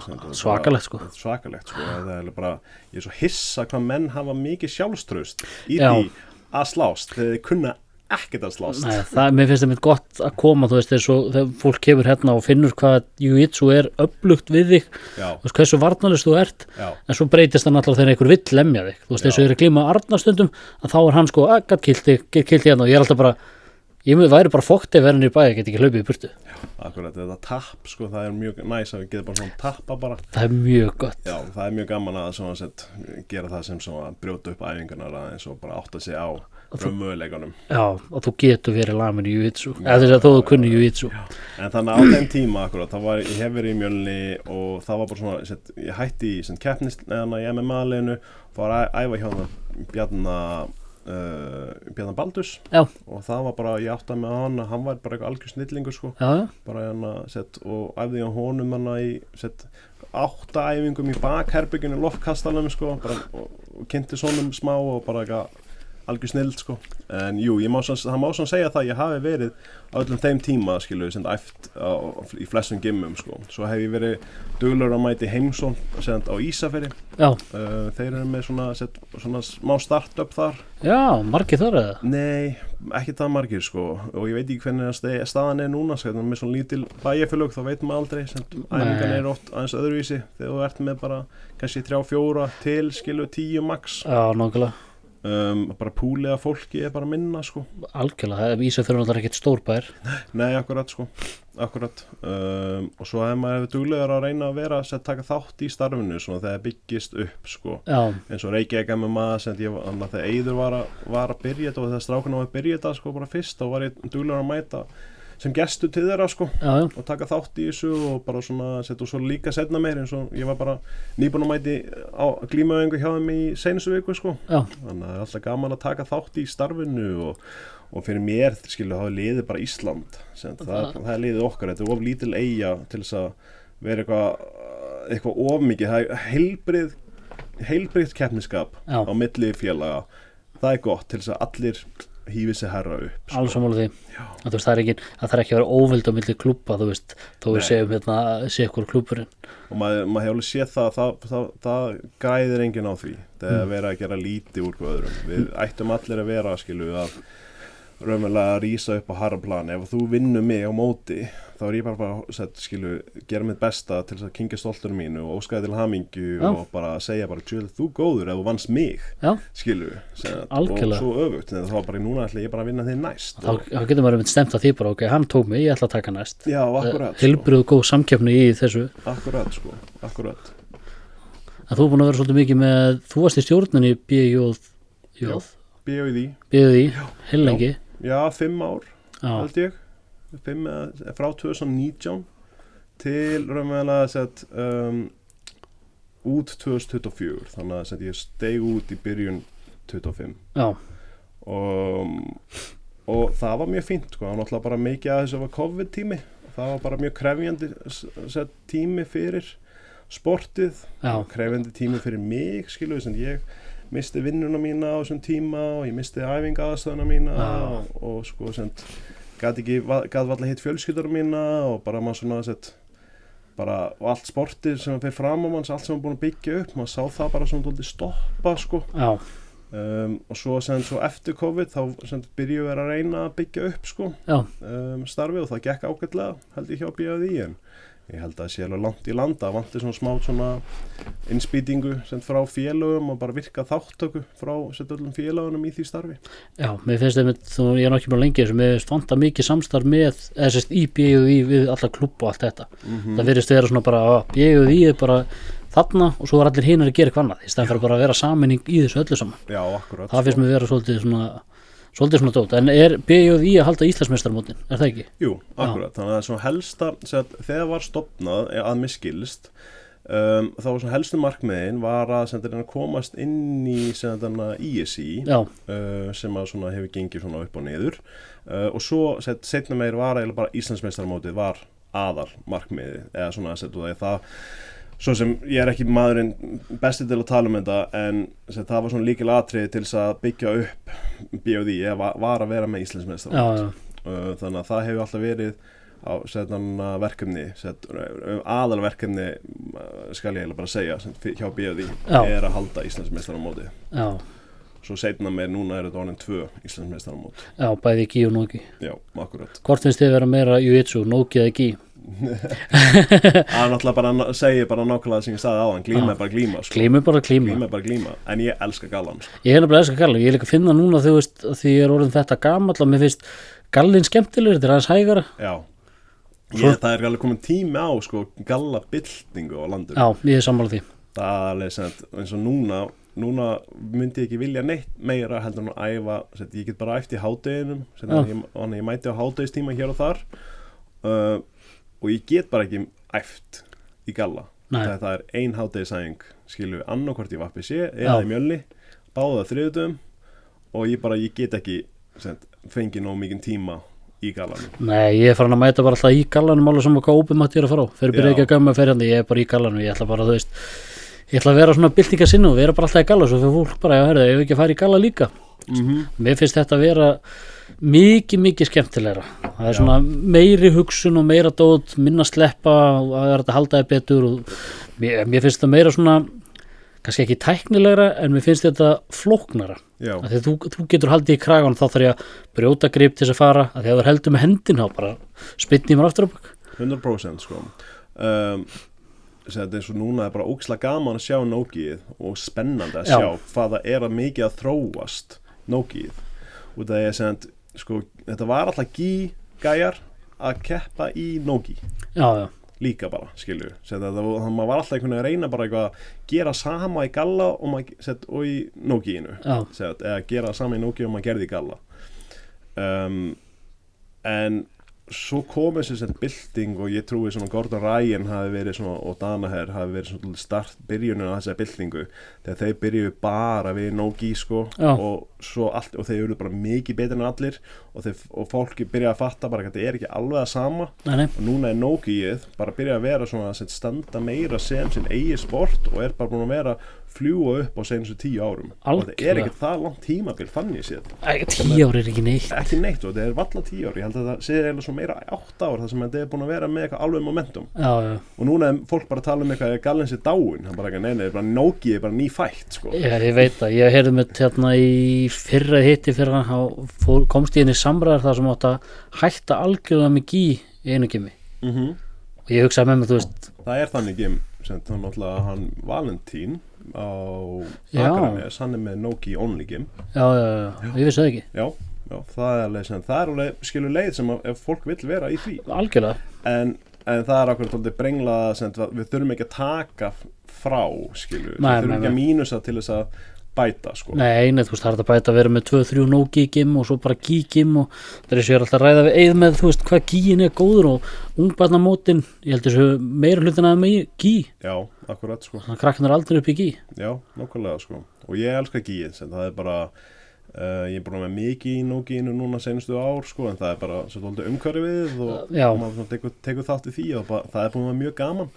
Svo núna langar mig að fara aftur í gallan sko og mér langar alveg að vera partur af sko einhvern veginn þeirri byltingu sko að koma gallanum aftur af stað sko út af því að mér líður eins og það er svo margt sem að við erum að tapa í gallatækninni sko, maður oft er að mæta á ef ég fer í gallan með ykkurum, núna finnst mér sko þessi Nogi-gæjar að vera ekki að sama í galla og ekki í Nogi. Nei, ég hef fundið þeir að glíma við þá sem eru í öðrum gymmum því ég er í gi, sem er mikla yfirhönd í að því ég er í gi. Já, akkurat sko, og því að þú náttúrulega er bara með fleiri möguleika í gallanum, þú með fleiri tök og þannig að sko, þetta er ekkert tæknilegra ekki, það er ekki rétt að leiðin að mínum mati til þess að meta þetta er bara að það er fleiri möguleikar í gallanum út af því að það er fleiri tök og með fleiri tökum þá getur þú búið til öðruvísi spennu og öll tækni er í grunninn einhver spenna, push and pull. Þú getur ekki bara, þú ítir bara, þá fer ansangin frá þig og knúsar hann bara, þá kemur hann bara að þér. Þú þarft alltaf að vera með þetta push and pull, einhvern veginn, og þegar þú getur gripið í efni, þá eflur pullið svo mikið. Eins og í Nogi, þá var það eiginlega fyrsta vandamáli hjá þeim að þið þurftu að byrja að bæta pulltæknina til þess að bæta almennt tæknina yfir höfuð. Þú getur náttúrulega ekki gripið neitt. Já, akkurat sko. Akkurat, þannig að núna er þetta rosalega mikið wrist control, elbow control, underhooks og bara vera, hvernig ertu bara betri í því að koma að þessari tengingu, hvernig býrðu til þessa tengingu og leiðu þú komið tengingu, þá ertu með þetta pull. Já. Sem pushið alltaf, sem það er alltaf það sama. Já, eiginlega, sko. Þetta einmitt eins og Gordon Ryan tekur alltaf shoulder crossið þá þú komið með þetta, þú veist, þetta alveg, þetta svo að sem ég geri, ef ég lendi í side control, þá alltaf rétt í því lapellið yfir bakið, svo bara toga hann yfir. Já, akkurat. Það er einfalt og gott, en aftur Íslandsmeistaramótunum, ég nefnilega heyrði þér í 15 lótunum að tala þegar hann brotnaði, ég var að keppa mína fyrstu klímu við Jóhannes og þá var ég mitt mann ekki hvort það var Dóri eitthvað sem var og ég heyrði blúmt þegar hann brotnaði, svo lítum við báður, lítum við kottnar hann og bara shit það var, sko ég er búin að taka þátt rosalegt, ég er búin að taka þátt og ég held ég sem búin að taka þátt í öllum Íslandsmeistaramótunum alltaf annarsætið, Silver King en mér finnst við erum stílið því ég var algjör Silver King maður gott að vera Silver King mér finnst nefnilega Íslandsmeistaramótin ótrúlega skemmtileg ég myndi aftur það, þú veist mér finnst vantan fleiri keppnir á Íslandi af því að eins og til dæmis vinum sem í Írlandi ég held hans að keppa aðra hverju helgi hann bara fer og keppur þú veist, ég var til að vera með meiri keppnir og svo myndi þess að þegar Ímir var með skröggur ég skráði og það datt niður senast það skröggur út af skröggmeistarið bæði á fyrsta uppránlega jú, gullið í opna Loksins fekk ég gull í opna en skröggur þá, er það frá 30 upp úr þá átti ekki skröggur komið fertið yfir þeir allavega skiptu þessu aldursflokka sko, ég var 31. árið þegar þetta var sko, og ég spurði í mig bara, er þetta illa að sé það í keppi? Hann var nei, hóttu bara, þetta bara stemming svo kom Jósef og hann drullaði mig allan tíman, bara þú ert ekkert eitthvað skröggur, farðu bara inn það er ekki eins og með skeggi og nýbúin að raka það var samt mjög gaman sko. En já, akkurat, ég alveg sammálaði með þetta að fjölbreytni og þetta er það sem að vantaði ástæðan okkur mér langaði að flytja út á sínum tíma var 2019-20 þá var ég að plana að fara að flytja út og langaði til Bandaríkjanna Evrópu aðalega til þess að fara að keppa og því að þetta er bara á Íslandi þá erum við algjöru disadvantage með þetta að það er bara ekki mikið í boði það er ekki mikið að keppnum í boði við erum lítið samfélag og dýrt að keppa mjög dýrt að keppa og það er bara stór hvað segir maður svona barrier meðan eins og að þú ferð í Evrópu eða Bandaríkin þá getur þú bara keppt hver einustu helgi eða þú vilt grappling-industri sem með hver einustu helgi Akkurat. Þetta er svolítið sem vantar í okkur og þú veist, okkur vantar líka húsnæði til þess að geta keppt, þú veist, við þyrftum að vera bara með glímu húsnæði sem er undir glímu þess að getur bara verið allar helgar 1500 kall inn og þú keppur Já, akkurat sko. Þess að eiður með ungbarnamótin þú veist, tek óan fyrir hún fyrir að halda þér öll þessu mót og ég er mjög inspiraður af þessum mótoröð því að honum mér finnst alveg koma tími á eitthvað fullorðinsmótoröð Ég er sammála því, það þyrfti að vera G-mótoröð og svo næstu Nogi-mótoröð þú veist hvernig það er Akkurat sko þá kemur aftur að því eins og húsnæði eins og við vorum með hvítur og leik hérna og nokkru sem ég held að menn myndu fara af boxvellinum og hálsbrjóta sig það þarf að vera örugt umhverju líka til þess að glíma svo Reykjavík MMA eru með frábæra aðstöðu fyrir 3-4 velli við erum ekki alveg með aðstöðuna hérna í Vappi Nei, en það er samt sko sko ég hef náttúrulega verið að halda utan mótin hérna, hvítur og leik og blábeltingamótið sem er núna orðið eiginlega bara búin saman þetta og ég tók hérna við af Ími og var að rennenda í smá tíma og þetta er mótshald er eitthvað sem að mér ég hef mjög mikinn áhuga á og eitthvað sem að og þetta er bara svona dálítið tengi það sem ég er búin að vera að eyða miklum tíma í björgunarsveitinni og núna sem leiðsögumaður er bara svona logistic management raunverulega og mótshaldi er það bara þú er bara dálítið að manage þú ert að skipuleika event þú ert að manage logistics og þú ert að passa upp á að allt gangi upp og einhvern veginn sem ég fílaði það dálítið mikið sko og ég held að ég held eins og hérna í Vappisí og bara yfir höfuð að við megum ekki festa okkur í sama formatinu endilega sko. Nei. eins og Pétur Marino ég hef alltaf verið sko svona finnst verkið hans vera mjög aðdáunarvert það sem hann hefur gert fyrir senuna. Já. Hann var að halda náttúrulega á sínum tíma öll mótin fyrir Mjölnir og var svona aðal mótshaldari þar á sama tíma og hann hélt uppi MMA-fréttum og hann stofnaði og hann gerði öll þessi svona sjómót þessu bólamótið, kollabmótið svo hvað var það annað sem var Unbroken mótið, þetta allt Pétur Marino. Já. Og mér finnst þetta frábært sko, hvernig hann tók og bara hei, skulum gera þetta á annan veg. Við erum með Íslandsmeistaramótið, við erum með eins og núna eru komið submótin, við erum með helling af fjölbreytni í þessu en ég fílaði eins og formati hans var einn völlur, allir fylgjast með, gera smá svona spektakul úr þessu. Já. Og já, mér finnst það að gegja sko, að vera með meiri fjölbreytni í þessu sko, og vera að rönna mót hérna í Vappisí, nákvæmlega eins og þú segir, að vera með í sko boxringnum. Þetta er cool faktor sko, en það er hátt að detta niður. Það er hátt að detta og þessi blessaði ringur er alltaf fyrir manni. Því þetta er rétt svo nóg stórt fyrir einn völl, 606 á því minni, ég man ekki hvort að þessi nýju völl sé stærri. Hann var stærri en hinn sko. Já, þannig að þetta er eitthvað cirka 606, 6,5 eitthvað hannig og svo venjulega er öryggisvæði kringum þá. Já. Hérna ertu bara strax komin. Já, þetta er bara undir það, á nokkur sem menn fóru undir með hausn og þetta og maður var alveg bara Jesús. Já, akkurat. Og það sem ein mín mikilvægasta leksía sem ég komst ekki á daginn sem þú varst að halda í Vappisí. Ég var eitthvað að vinna á þeim degi. En hvað ætla ég að segja? Þetta var mjög langur dagur hjá okkur. Já, þú veist, ég var með einn völl og það skráði sig sko 23 í fyrra og 63 núna. Já, 63, það er búin að vera svona tónlega rönnandi tala. Já, og það voru 101 glíma. Þetta var rosa mikið af glímum. Já. Þannig ég klikkaði ekki, en þú veist, ég var ekki með reynslu því að vera með 2 velli. Nei. Þannig að eina minni svona stæðstu leksju í þessu er time management á mótum, er sem að fólk eru ógeðslega ánægt með 3-4 klukkutíma mót. Já. Og þá er það bara svona að fara að fækka keppendum eða fjölga völlum. Já. Það er eiginlega þessar 2 lausnir, það er erfitt að finna eitthvað annað en það sko. Já, þú getur ekki verið með 2 daga því þú veist, þá er bara 2 dagar lengri. Já, akkurat sko, akkurat. Ég myndi frekar vilja vera með þetta þannig að séð með 2-3 velli og geta verið, þú veist, 3-4 tíma max. Nákvæmlega. Þú veist, það er allar þreytir eftir, þú veist, frá 10 til 5. Já. Það er rosalega. Og þannig var þetta alltaf. Já. Það var bara normið á öllum mótum.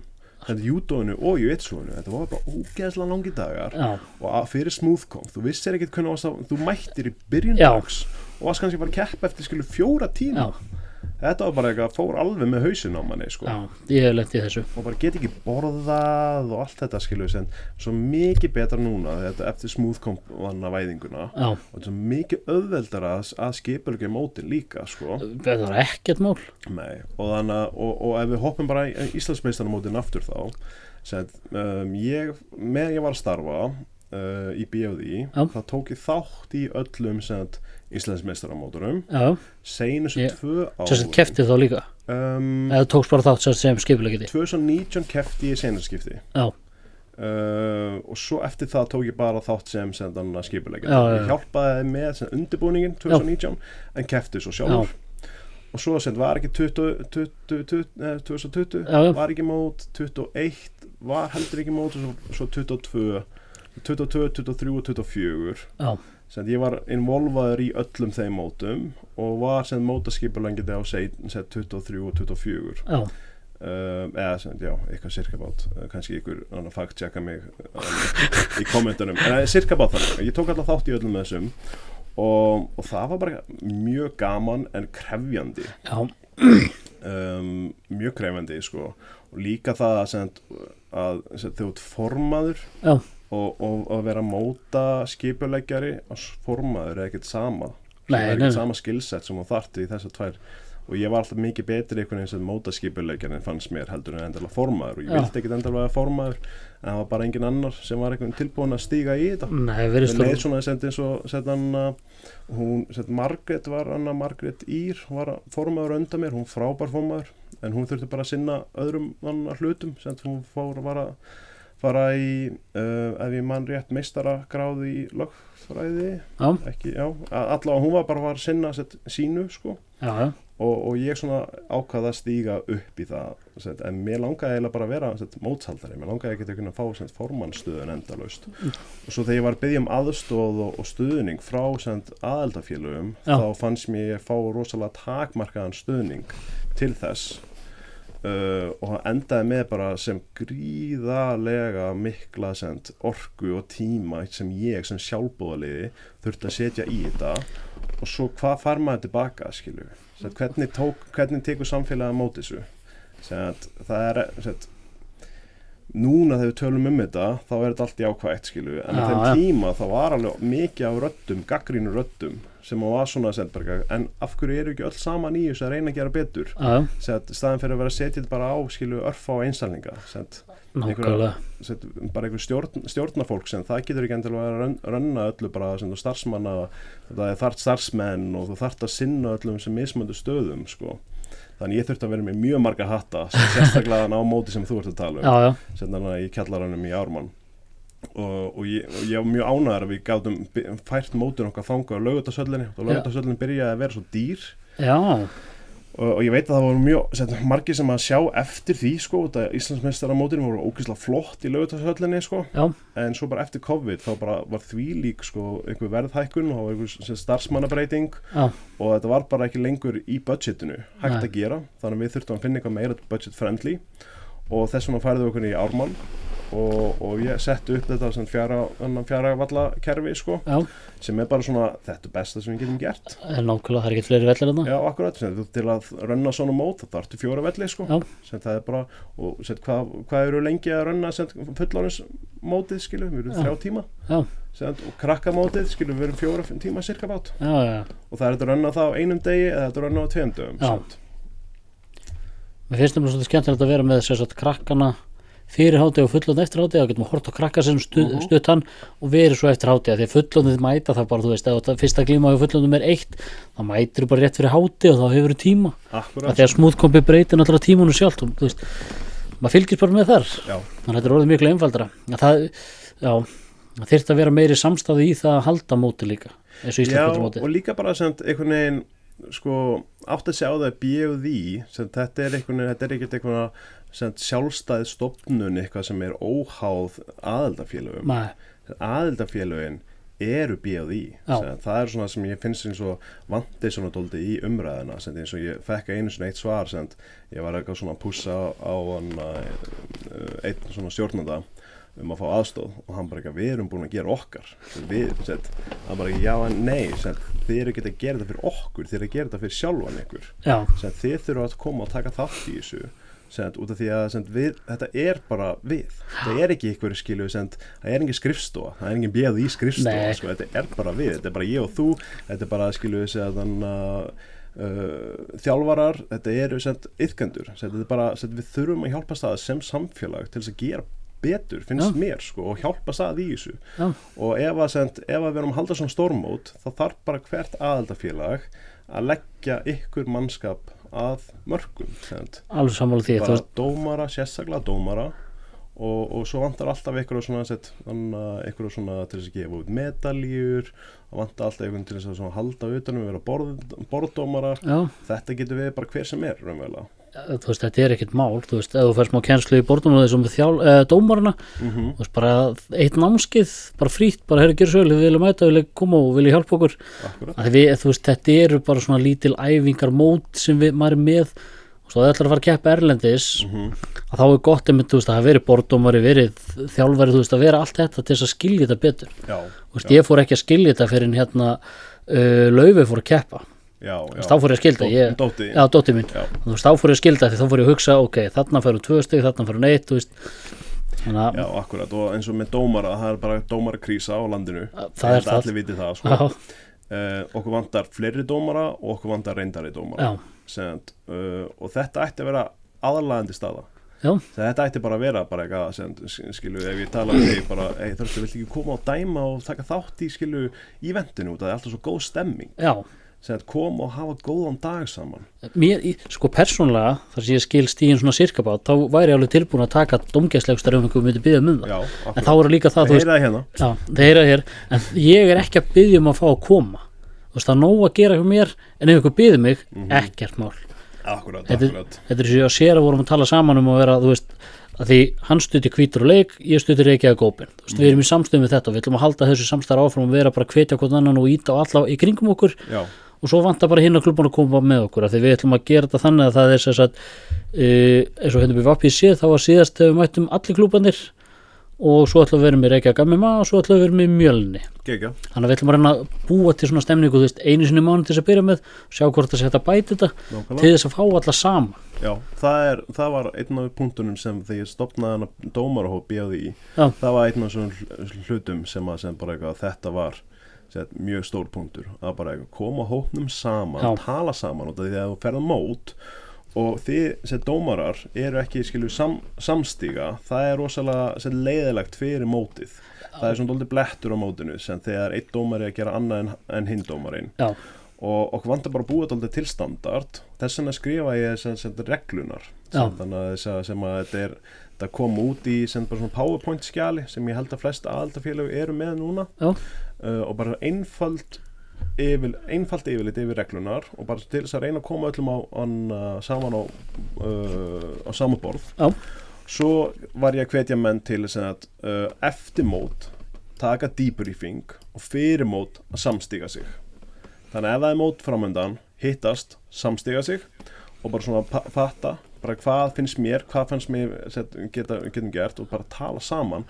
Og það er allt svona bara og núna er ég svo sem bara með mikla reynslu úr Landsbjörg og björgunarsveitinni og þegar ég tek svo mikið úr því og það er alveg bara hitt passionum mitt að er útivist og setna meir að fá greitt sem leiðsögummaður í þessu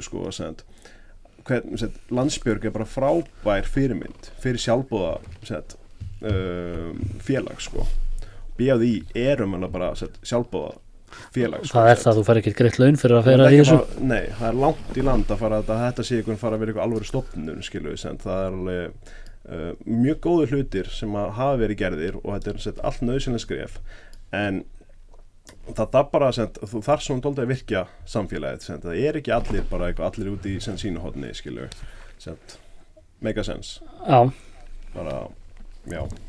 Þetta þarf að vera meira samstæða því að þú veist oftast er þetta með eitt hérna og eitt hérna eins og segir, það verður gott að vera með svona standard í dómgæslu að þá er allir á sömu levelum með sömu dómgæsluna því að stundum er þú veist eins og Jón segir alltaf nonni í 15. að þegar hann fór í törtul að þá gaf dómari mér stig og þess að vera að dómari sé bara ok, við gefum ekki stig fyrir svona. Já, akkurat.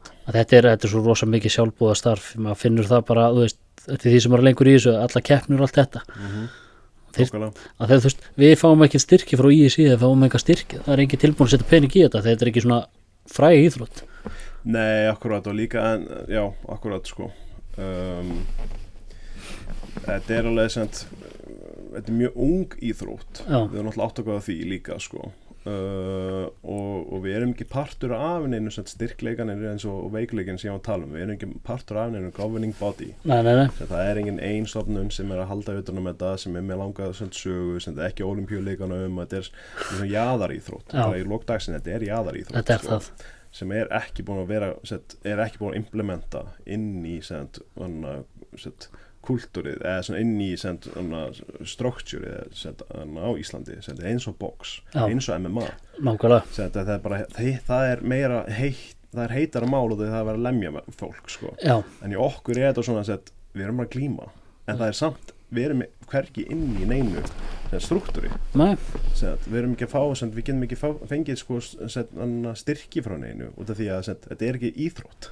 með, þú veist, þetta er sem ég var að fara að Evrópumeistaramóti, ég safnaði flöskum, talaði við bílanust, þú veist, talaði fyrirtæki sjálfur og stóð bara sjálfur í þessu. Já, akkurat. Saman sem með stelpunum sem fóru núna út í kvintetin, þú veist, þú þetta sjá allt sjálfur. Já, akkurat, sko, íþróttalífið, keppnislífið, það er algjörð hark, sko. Það er það. Og tala nú bara eins og Ólympíufaran okkar sem að hafa verið bara fjárfesta því líkum upphæðum í þetta. Eins og júdómennir sem bara það kostar ógeðslega mikið að elta draumi sinn hérna heima sko. Og alltaf verið ekki að tala eitthvað niðurskurði og eitthvað, en þetta bara íþróttir, ég trúi því og eins og bara eins mikið og glíman hefur gefið mér sem krakki, ég var og bara gegnum mína tíð, ég hef vel átt við svona erfileika svona með þunglindi og kvíða og þetta var bara mitt besta tól til þess að vinna því. Og ég trúi því að sko, glíma bara hjálpaði mér að verða bara betri útgáfa af sjálfum mér og það hefur alltaf verið svona kjarnin í mínum æfingum. Ég vill ekki vera besti gæinn í heimi, ég þarf ekki að vera eitthvað heimsmessir, ég þarf ekki að vera eitthvað ólympíufari sko. Ég vill bara verða eins góður og ég get verið. Ég vill bara vera besta útgáfa af sjálfum mér og ég held akkurat að sko, það er bara ógeðslega dýrt að elta sem ferilinn og allir sem að fara og æfa og taka þátt í þessu og ganga í gegnum erfiðleikana sem glíma býður upp á. Ég trúi því að við sem að skila af okkur betri einsalningum út í samfélagið. Klárlega, ég get ekki dæmi stelpunum mína sko, það var mikið barnaverndarmál og allt þetta, dót og svona vesen og þetta, hún var búin að vera í jiu-jitsu í mánuð þegar fekk nýja krakka. Hún gat ekki verið þeir voru á klósti, það þurfti að hafa opið, þeir þurfti að sofa með kveikt ljósin og í búðum þá þurfti það að bara halda í hendina á mér. Eftir mánuð þá er ég farin að leita við búðum. Þetta styrkti hana svo rosalega mikið og eins og með mig, ég var í alls konar dómsmáli við batsmáðu mínu og alls konar rugl. Ég var að glíma við Sindra sem er 130 kíló, svo átti ég að fara í dómsmál út af húsinu mínu og ég hugsaði með mér þetta er ekkert mál, það er mikið verið að liggja undir Sindra heldur þetta, þannig að þetta styrkti mig og gaf mér meira sjálfstraust og bara gaf mér betri sýn á lífið að þú veist hvað þú getur þolað. Já, akkurat. Og þess mikið klísi ef þetta er, þá gerir þetta mann mikið sterkari andlega. Ef þú ert opinn fyrir ferlinu og skiluðu og ferði gegnum erfiðleika. Já. Og þetta eru erfiðleika sem þú velur sjálfur. Ja, þú kýst að vera þetta. Öruggu umhverfi, góðum félagskap og þetta getur hjálpað fólki alveg gríðarlega sko. Þetta gerir það, ég sé marga hérna bara blómstra sko. Og ég man eftir ég talaði við góða vinkonu sem að hún er yfir unglingamálum fyrir Landsbjörg og ég spjalla við hana hvað punkturinn er með Landsbjörg og unglingadeildum að byggja upp unglingastarfi sem er svo ógeðslega öflugt sko. Þetta var einstakt þetta björguna unglingastarf sko. Og þetta er starfi sem ég var mjög virkur í ég tók hann að byrja í þessu 9. bekk og ég var mjög virkur í unglingastarfinu til 22 ára sem leiðtogi frá 17 ára aldrei sko. Og akkurat og hún sagði við mig bara ekki Sigurpáll, heldurðu að við séum að hérna til þess að gera betri björgunarsveitarmenn? Það bara, já, er það ekki alltaf punkturinn? Nei, við erum hérna til þess að gera fólk öflugra fyrir samfélagið. Þannig að þó að fólk hætti, þó að sé bara 2 ár í starfinu, þá ætti að koma út úr starfinu sem öflugari einstaklingur. Við erum hérna til þess að raunverulega gefa struktúr og bara byggja upp einstaklingin með því að gefa þeim tól til að eiga við vandamál fyrir fram að sig og þaðan getur við lært og ég hef alltaf að hugsa út í eins og með glímuna bara ekki, já við erum að gera nákvæmlega sama hérna við erum bara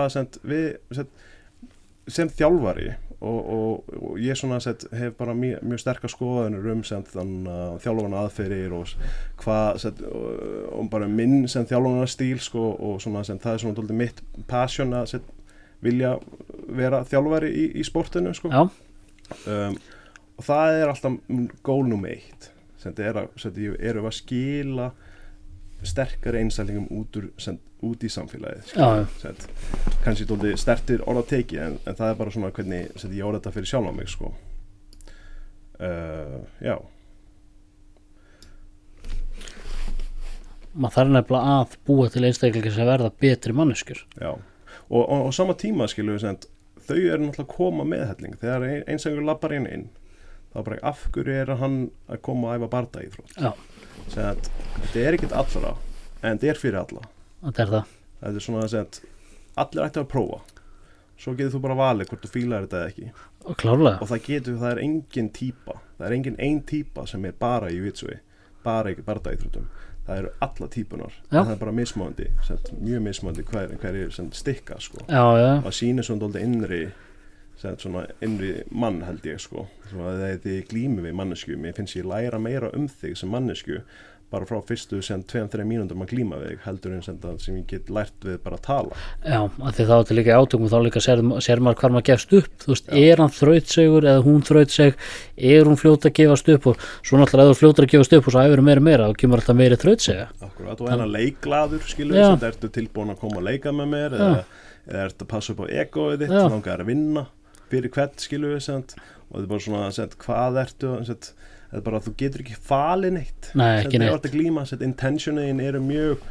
koma í gegnum líkamæðin sko. það gera það Já, og ég er svona kannski smá klísjukent svona talandi klísjur þá horf ég oft á sjálfa mig svona barda listamann skilur, martial artist sko.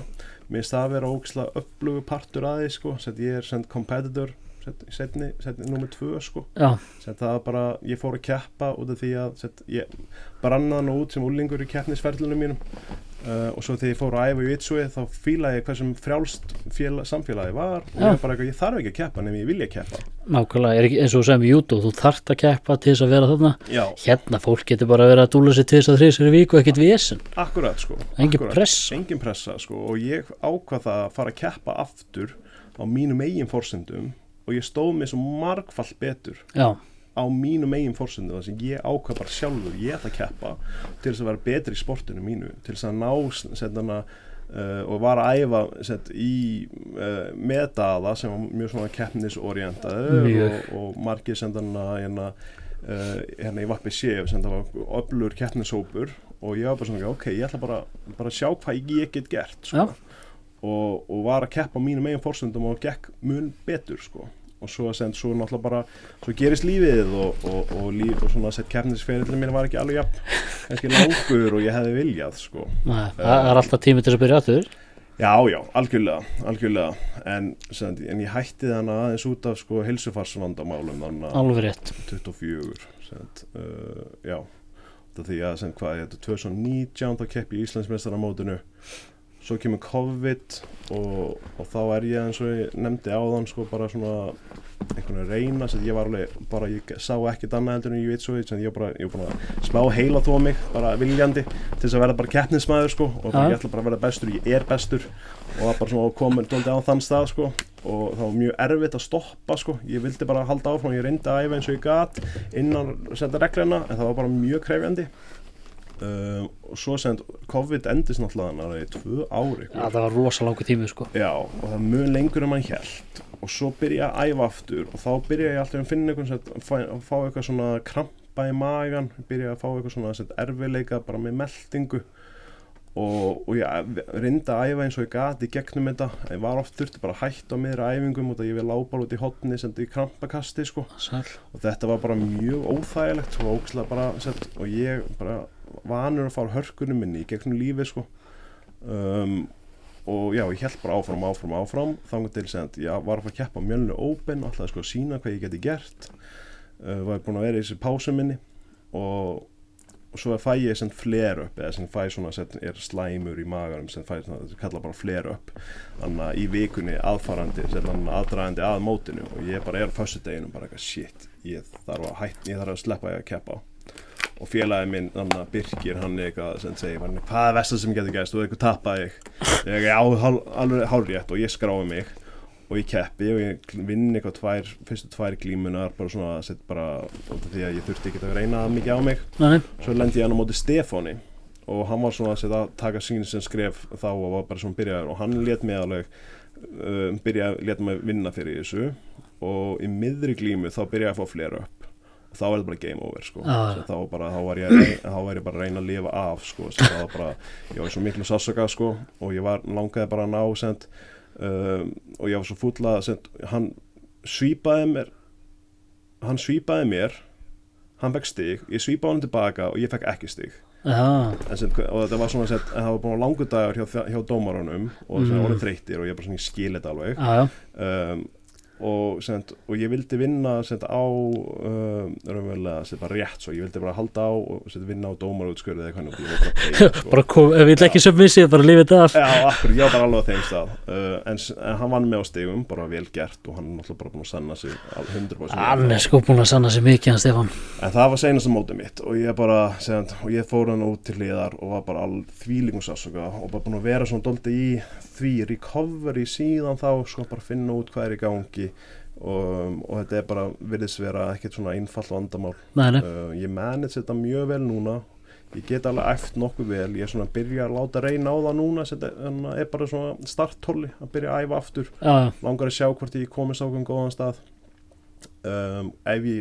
get keppt þá væri alveg gaman að keppa aftur en það ekki númer 1 númer 1 að æfa og bara við heilbrigðan lífstíl og mér langar að byrja að þjálfa og mér langar bara að taka þátt í samfélaginu ég búin að taka þessi 2 ár núna í pásu ég fekk svartabeltið mitt 24 og ákvaða að það væri komið tíma breytingu og steig frá FBC og bara búin að vera svona flakki dóldi síðan þá og bara mæta svona hér og þar bara svona dóldi búin að eignaðist krakka og bara búin að vera svona fjölskyldulífinu og bara svona dóldi hugað sjálfu mér sem ég hef ekki gert eins og ég sagði þú er búin að vera bara þú veist í þessu síðan 18 ár, raunverulega 18 ár í dag sko, þannig að við skulum segja bara sko 16 ár bara, byrjaði 15 ára og var í 16 ára bara non-stop og þetta var það sem ég eyddi öllum tíma alla auka orku bara beint í sportið mitt sko, þannig að ég þurfti bara held ég að stoppa og taka stöðuna sko. Komið tíma og kvild og fjölskyldu Já, nákvæmlega sko, nákvæmlega og svo núna ef maður fer aftur, þá er maður bara nýjum forsnum líka skilju, sem vera bara fyrirmynd fyrir stráki minn og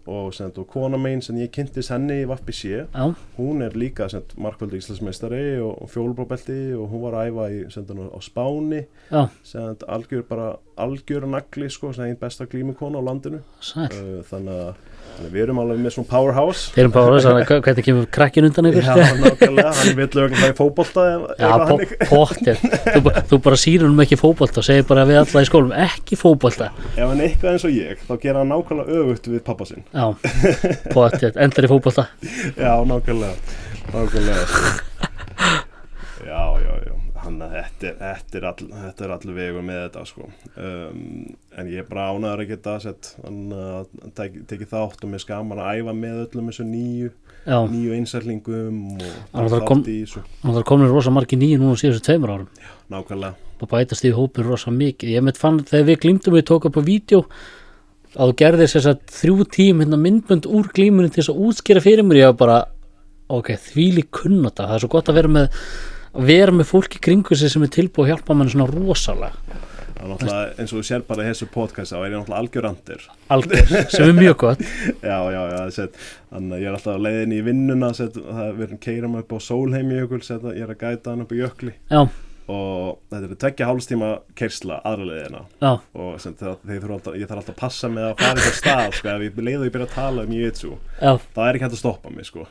Þannig að þetta er svona 30 mínúta eða 30 mínúta vídeo sem senda á þig Já, geðveikt sko. Ég halda aftur af mér sko að fara ekki í rugl sko. Já, ég vilja fá sko 4 tíma myndband góður útskýringar Ég elska það, þetta analyzing sko, að senda vídeos sko það er svo ótrúlega öflugt Það er það Já, en þetta er tól, þetta er ekki sem maður þarf að passa sig að ofgera þetta ekki Já og líka bara passa sig að senda þetta bara snapshot af einni glímu klárlega þannig að þetta er svona ég er svona alltaf með svona dálítið holistic view á hluti sko, við þurfum dálítið að pæla í allri myndinni Já. Við þurfum að pæla í síðan tækninni við þurfum að pæla líka í hausnum sem við þurfum að pæla hvernig fólk er stemt hvernig ertu að hugsa fyrir mót, hvað eru markmiðin, af hverju ertu að keppa og svona hluti bara samstilla, skilur bara ég sem þjálfari, þú sem keppandi, sko. Ég hef verið í gymmum þar sem að bara við erum leiðin á Ólympíuleikana sem það bara númer 1, 2 og 3 við ætlum bara að vera bestir í heimi, við ætlum bara að vera Ólympíuleikana og ég þræfa ekki í þannig umhverfi, sko. Það bara alls ekki, sko. Ég vil vera í umhverfi þar sem að allir eru bara tólið einstaklingar, sko. Þannig að ef að þú kemur og segir bara hei, ég ætla að vera bestur í heimi, þá bara ok, hvað við skal bara sýna þér, bara þetta er leiðin, þú ert að setja vinnuna og ég skal hjálpa þér fara þessa leið. Svo kemur einhver annar, skilur, sem bara af hverju þú hérna? Það er bara, já, ég bara kona mín er hérna, ég ákvað að prófa. Akkurat, sko, líka með úlinga og svona, maður bara passa sig að það sé bara umhverfi fyrir sem mest af fjölbreytni sem hægt er og þar setur maður mörg fræ niður og það getur dafnað úr svo mörgum áttum og það oft úlingarnir sem eru svona að setja unga fólki okkar sem svona efnilegast sem brennur fyrst út. Og þetta það sem ég búin að sjá á mínum 18 ára ferli hversu margir brenna út 3 til 4 ár. Það sko minimum til þess að byrja að vera eitthvað varið í þetta eða þú æfir eins og brjálæðingu með gott intention 4 til 5 ár þá getur þú verið komin á hæsta level. En það svo margir sem brenna út bara 3, 4 ár. Ég ætla að vera bestur og svo bara 2 ár, 3 ár 4 ár, 5 ár svo fyrir flesta þetta 6, 7, 8 ár sko, af bara algjör harki og ef þú passar ekki bara stoppar og tjekkar inn á nemendaneginum, sjálfum við þér þá svo auðvelt að brenna út og þetta burnout náttúrulega bara svo real sko, bara, og sem þjálfari finnst mér að vera þetta að vera ótrúlega mikilvægt líka bara mikilvægasta mótið næsta mót, mikilvægasta skrefið mikilvægasta glíman næsta glíma ekki senasta glíma, næsta glíma það eina sem þú getur gert eitthvað í næsta glíma. Þú ert að búa með síðustu glíma og síðustu keppna og þú getur ekki að fara aftur þangað. Nei, nákvæmlega. Það læri bara af henni. Akkurat, sko, hann man ekki eftir henni nema þú. Það svo almennt séð, sko. Þetta er mér finnst það mjög gott sko þegar maður að keppa að geta farið tilbaka í síðustu glímu og séð mistökin sín og lært af þeim. En svo líka þú veist eins og fólk kemur eins og með þessi markmið að vera heimsmeistari eitthvað og leggur ekki allt í þetta. Nei. Akkurat sko, það eins og maður segir, þú getur ekki falin eitt á æfingum, þú getur sagt eitt og gert annað.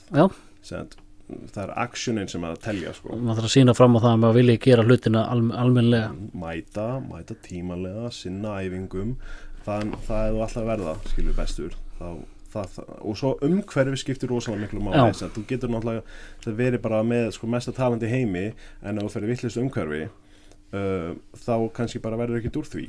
Og ég held akkurat heima fyrir þá erum við búin að vinna mjög hörðum höndum að byggja upp öflugara glímu umhverfi til þess að byggja upp öflugari glímu menn og konur auðvitað. En samt við þurfum einhvern til þess að komast á hærra levelið til þess að einhvern veginn að geta komið með umhverfi sem þarf hingað. Make that sense. Þannig að eins og ég hef verið að fara út og æfa til þess oft í Póllandi og það náttúrulega sem við vitum það að það er bara núna eru að koma öflugustu Evrópumennirnir eru að koma frá Póllandi sko, og æfingu umhverfið þar er rosalegt sko, það er ógeðslega öflugt og bara menn er að mæta á æfinga með ákveði hugafar og æfa á ákveðinu peysi og stundum finnst mér eins og á Íslandi við ætlum að vera best en það er svona að vera svona doldið einhvern veginn í solo-missioni þú þarft að vera í hópnum þú þarft að vera svona allir þurfa að vera sama bát sko. Þetta er svo umhverju hérna þegar þú fór út í Írlands þá er allir tilbúin að fara þú veist það er bara komin þvílík samstaða í því að fara að sigra þarna úti. Akkurat og það er akkurat oft gert mjög öfluga sem svona hóp keppnishóp og svona umhverju fyrir fólk til þess að dafna sko. Algjörlega 100% sko. En eins og segi, kannski þurfum við bara aðeins lengri tíma og aðeins meiri reynslu til þess að byggja upp, skilju, sem þegar við ætlum að fara á IBGF, sem brún og svartbeltinga og komast inn og palla þar inn og svo ADCC er reyna að komast inn á ADCC, það var náttúrulega bara hjút að komast og palla þar, eins og Valentín hefur komist brons í ADCC trials sem það örugglega besti árangur sem við höfum hérna á Íslandi sko. Fyrir utan kannski grunni í gamla daginn það var aðeins öðruvísi sem þá sko. En ég held það að við séum alveg réttir braut með þetta sko. Algjörlega, og líka það að þú veist krakkastarfið núna að koma mjög sterkt inn þannig að þetta 5-6 ár að því eins og vorum að tala um áðan fyrir COVID þegar allir voru að fara erlendis að keppa og stóðu sér fínt og svo kemur COVID og það dettur þetta niður og þá þarf einmitt að búa til nýja kynslóð til þess að fara aftur í þú veist, í þessa keppnisgíra og þá kemur aftur á því þetta ógeðslega dýrt að keppa úti. Já, það eitt að bara stæðst þannig að byggja upp fleiri mót hérna, það partur af því byggja upp eitthvað svona eitthvað heilbrigða samkeppni hérna heima sem þetta ekki að vera bara eitthvað kannirfótir sem þetta vera með einn meistara og bara eitthvað allir sem þetta vera með þannig að 5 einstaklinga hérna sem að þú getur bara sko, nýttir með sko og það ekki sanngjarnt fyrir þá, það ekki sanngjarnt fyrir hann sko eða sér meistarann á þeim tíma skilu þannig að það búa til eitthvað umhverfi þar sem allir geta keppt viðeigandi erfiðleikastigi í gegnum ferilinn sinn og það mun hvetja þig til þess að halda áfram keppa og verða betri og mér finnst núna sem ég sagði þetta akkurat 15 lótun líka sem minnst þetta verður svona stórt bil núna sem fyrir fjólubeltinga og brúnbeltinga við erum að skera vel með byrjendur svona fyrstu 2-3 árin þá 4 árin svona, og við kallum það í no-gínu beginner or intermediate en mér finnst advanced flokkurinn vera fjólubeltingar og brúnbeltingar mér er svo vanta þar og oft svona margir detta í gegn en ég held að sem við séum kannski að koma svo stað þar sem það gæti verið að fara að breytast sko. Vonandi, ég veit að þeir í Mjöln ég held að þeir að halda fjólubeltiskeppni núna í sumar. Já, er það? Já, ég var að tala við einhvern sem manni hvað heitir að því ég ætla að halda þessa keppni í sumar og þá sagði hann, við erum byrjað að hugsa þetta og þú veist græja við bara, ok, geggjað, eða ekki hjálpað þá skal ég gera það. Frábært, það náttúrulega geggjað sko. Já, vanta það, ég með draumurinn minn að halda svartarleik, bara svörtbelti þá er ég til að vera með peningaverðlun þá kemur inn, þú veist, það ekki fjármagn til þar. Nei, akkurat sko. Það er bara gaman að vera með og líka það að vera með mitt mótaröð fyrir fullorðna og aldurskipt þú veist, ég að keppa 16-20 og er alltaf hérna í Íslandi sko. Það er rosa mikill aldursmunur á okkur það er alltaf margt hægt að gera sko. og stærsta sem stendur fyrir manni er yfirleitt bara alltaf glímuplásið sko. það er svona dálítið stór hóla í þessu mótshaldi er sem að það þarf dýnur og það er ekki það mikið af dýnum sem er hægt að nota sko. Nei, það er nefnilega, þú veist, við erum að fjárfesta hérna í dýnum og það, þú veist, þetta kostar alveg nokkra milljónir svona dýnur, þannig að þetta er alveg dýrt. Akkurat, sko. Já, akkurat. Ég var til í, einmitt, fleiri keppnismótaraðir til þess að geta verið með fleiri keppnir, af því að þetta snýst allt keppnisreynslu. Þú veist, ég fann að þeir voru Evrópumeistaramótið, mér fannst þetta ekki það mikið eða, þú veist, þetta var ekki það stórt í mínum huga, að því ég er búin að keppa, þú veist, ekki það mikið, en samt alveg ágætlega. Þannig að eins og með strákana okkar Úlla og þeir eru alltaf bara stressar og Daði var að segja, hann er alltaf það stressar, hann mann vall eftir því þegar fór að keppa. Já, akkurat, sko. Sko, ég átti með mjög erfiðan keppniskvíða að díla við þegar ég var ungur, sko. Og þurfti að ganga dálítið í gegnum þetta sko, ég dálítið underperformaði, ég var alltaf með eitthvað svona þema, ég var alltaf með eitthvað smá í maganum sko, ég átti erfitt með að borða fyrir mót, ég var svona listalítill sko, þannig að þá var átti ég oft til að krassa í glímum sko, orkulega og erfitt að halda með í gegnum, ég var svona orðin dálítið svona skýjaður kannski með löngum mótstegi og svo þegar ég fór að keppa aftur, þá þurfti ég bara svona það þurfti ég bara að breyta orðaræðinu mínu mjög mikið við sjálfa mig ég var alltaf skilgreina sjálfa mig bara ég er ekki keppnismæður og ég hata að keppa þetta er náttúrulega bara eitur í vasan sko. Klárlega þú þarft að vera þó þú trúir ekki að bara segja þetta ég er keppnismæður bara þó þú trúir ekki, segja bara ég er keppnismæður og ég er að fara að standa mig vel þetta er að fara að vera gaman það var það sem mér fannst mikilvægast ég gerði lofa fyrir sjálf á mig ef ég er ekki brosandi inn á dýnunni þá á ég ekki að vera inn á dýnunni þannig að ef ég fer að keppa og ég með brosavör þá veit ég að fara að hafa gaman og ef ég er að fara að gaman þá er ég að fara að performa mitt besta því að það er bara það upplifi ég mér líður vel þá glími ég vel Já. og það var svona það virkaði fyrir mig, sumi vilja vera svona mega intense, ég var bara svona við erum bara að fara að vera hérna gaman og ég ætla að vinna í þessum gannislag sko. Ég fer alltaf með það hugafæra að ég ætla að skemmta mig konunglega, alveg sem okkar gerist. Akkurat sko, það er geggjað hugafæra og allir þurfa bara að finna sitt sko. Já. En ekki festa í kassanum sko. Bara ekki festa í ég er svona, það er meira svona mér finnst krefjandi að keppa, ég get yfirstaðið það sé verið krefjandi, það þarf ekki að vera svona ég hata að keppa, það er ekki að breyta því. Þú veist, akkur þetta þá að keppa, það hattar að keppa, það frekar bara, þú veist, ok, ég ætla að læra þessu, ég ætla að skemmta mig konunglega, ég ætla að gera eitthvað fyndið, þú veist, og gera eitthvað svoleiðis. Segir bara, mér finnst krefjandi að keppa, ég ætla samt að keppa út af því að, og bara svona, og svo var ég var komin á þann stað sem ég bara, og ég er eiginlega ennþá þar sko, ég held að sé svona, þurfi alveg ákveðið ego til þess að vera það eins góður og getur sko. Ég hugsa bara með mig, ég er bestur. Já. Það er bara, það eiga bara allir eftir að fatta það er bara ég er bestur og ég þarf bara að æfa meira til þess að sína hversu bestur ég er. Já, ég sagði við ég ætla að vera besta blábölt á landinu í desember. Já, akkurat. Ég trúi því. Akkurat. Þannig að þá verði ég bara það. Já, nákvæmlega sko. Bara hugafærið. Og maður vill alltaf overshoota bara eima hátt og vera drullu sama hvort að fólk segja eitthvað einhver heitirar sem bara þú ert ekki það góður ég hef alveg stundum sem ég held að við höfum öll verið svona alveg smá heitirar á einhverjum tímapunkti bara hann er ekki jafn góður hann heldur hann sé hann getur þetta ekkert jata bara eitthvað taktu þetta og settu þetta eitthvað annað það er ekki þetta gagnast okkur ekki við erum bara eina til að byggja upp sko, og ég þarf að segja ég hef oft þurft að segja þetta við sjálfa mig bara eitthvað hættu þessu bara leiðilega trash talk bara eitthvað hættu að vera með eitthvað svona stæla með eitthvað annars sé skilur svona eða svona sko, það er bara þú ert bara einbyttið að sjálfu þér og verður bara betri og það er eina sem skiptir máli sko. Þú getur bara orðið besta útgáfa sjálf þú hefur ekki stjórn yfir hvað aðri verða og það er bara gaman ef einhver annar verður góður líka algjörlega ef einn verður heimsmeistari það þýðir ekki að þú getur ekki líka verið heimsmeistari skilur, kannski einn í einu og einn í sama flokk en það tekur ekki afrek annar að taka ekki frá afrekin þín. Nei.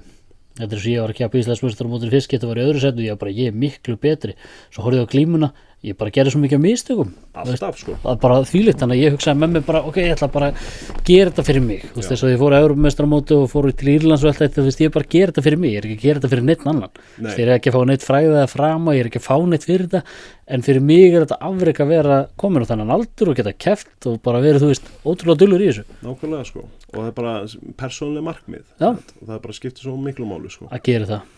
100% sko.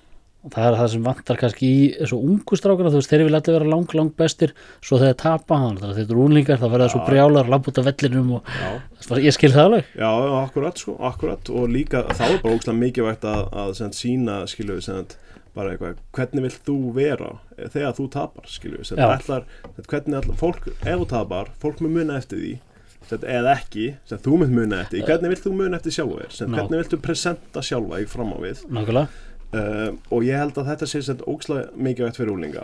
Ég hef alveg svona sérstaklega áhuga að okkur að vinna með þessum aldurshóp og því ég held að þetta sé svo viðkvæmur aldur til að vera á þessu auðvelt að influensa menn sko. Mjög. Og ef að þú segir þetta er svona þá getur þú leitt heilan hóp í þá átt og það þarf líka tala um það það getur ekki allir verðið heimsmeistari og þegar er ekki allir að fara að langa það Nei. Bara eins og unglingar þeir eru að fara að keppa og æfa og hvað þeir eru 22 eru ennþá að keppa og æfa kannski ekki maður veit ekki sko. Veist ekki hvað framtíð byrsi skauti eignast krakka og svona, það er allt verið til hliðar nákvæmlega, þannig hjálpa þeim að vera líka smá graceful í tapi og erfileikum og það er erfitt að tapa það sökkar að tapa, vill enginn tapa það vill enginn tapa og ég finn það, þú veist, þegar ég tapa þú veist, þá er ég svona, hefði geta gert betur en eyður alltaf með það sko þú ert bara þetta góður á þessu tíma þú gast ekkert gert betur, gerðu bara betur næst og þá er ég alveg bara, já auðvitað ég get náttúrulega bara gert betur næst nákvæmlega sko, nákvæmlega út af því að það man ekki meira eiginlega heldur en seinst að glíma þeim sko Nei, það er svo mann maður ekkert meira hvað maður keppa á mikið af þetta og svo fer maður á smúðkamp bara, þetta mót, ég stóð mig geðvægt vel skilur þú veist, samt fannst mér þú veist tapaði svo allt silfrið sem ég er búin að vinna, minnst ekki eðveitt Já, það er bara algjör snilt akkurat sko. að muna það Þannig að það var eitthvað þannig á Smoothcom þegar ég var eitthvað sem þannig að það byrjaði 2016-17 eitthvað hannig já, og þá svona var ég akkurat á góðum stað sem keppnislega þannig að maður svona er með ágætan Smoothcom feril sko. já, Kannski sem ekki núna er mikið fleiri mót þannig með svo margir eins og unga fólki sérstaklega sem er að mæta á mótaræðina þeir eru komið ógeðslega mikið að keppnum sko. sko Laufey er komið með 35 keppnir Já, akkurat það er svona yfir 2 ár Nákvæmlega, þetta er það sem við þurfum sko. já, Þetta er bara það sem að Eiður er að gera hérna svo vel sko. já, maður sér það svo til dæmis í Írlandi þar sem krakkarnir er að keppa þá eru kannski með 100 keppnir Já, þú þetta er bara allt annar raunveruleiki sko. þetta er allt annað, við þurfum að stækka Íslandi í þetta Já, við þurfum að græða dýnur Já, við erum náttúrulega alltaf líka, við erum lítið samfélag og við þurfum að átta okkur á því að það er styrkleikar í því að vera lítið samfélag. já, Þannig að mér finnst það að vera alveg mikilvægt að horfa á það sem er krefjandi, sem er akkurat við erum lítil og það er ekki mikið að mótum. nei, En við erum það fámenn líka og það er svo mikið að góðu talenti hérna að við getum hjálpað skríðarlega mikið að og við getum verið með svo æfingabúðir, klárlega að æfa saman, skilju við, eins og stundum í júdóinu þá hefur verið kannski mót kannski, sem segjum eins og gerði þetta ekki á Íslandsmeistaramótinu á Akureyri, þar sem við vorum með mót á laugardegi og svo æfingu á sunnudeginum. Mér minnir að við höfum farið að klíma á föstudeginum Já, og svo líka á sunnudeginum, þannig að við keftum á laugardegin að hvort það var annað, en jú, það er alveg þannig það er ógeðslega gaman. Já. Það er ógeðslega gaman að keppa og svo æfa saman og þá getur við farið og hitt kannski keppinautaginn og það er við gerðum þetta stundum í júdóinu og bara hvað gerður þú, hvernig verð ég betri næst og ættir allir að opni fyrir því sko. Það er alveg time and place fyrir að vera svona með lokakamp og þú verðum ekki bara að skipta á upplýsingum. Það er líka alveg tími það sem við getum með opið kamp. Já. Og þannig að mér finnst það alveg vera bara fyrir okkur það er alveg styrkleikur sem Íslendingar við þurfum að hjálpa stað sko. Klálega sko.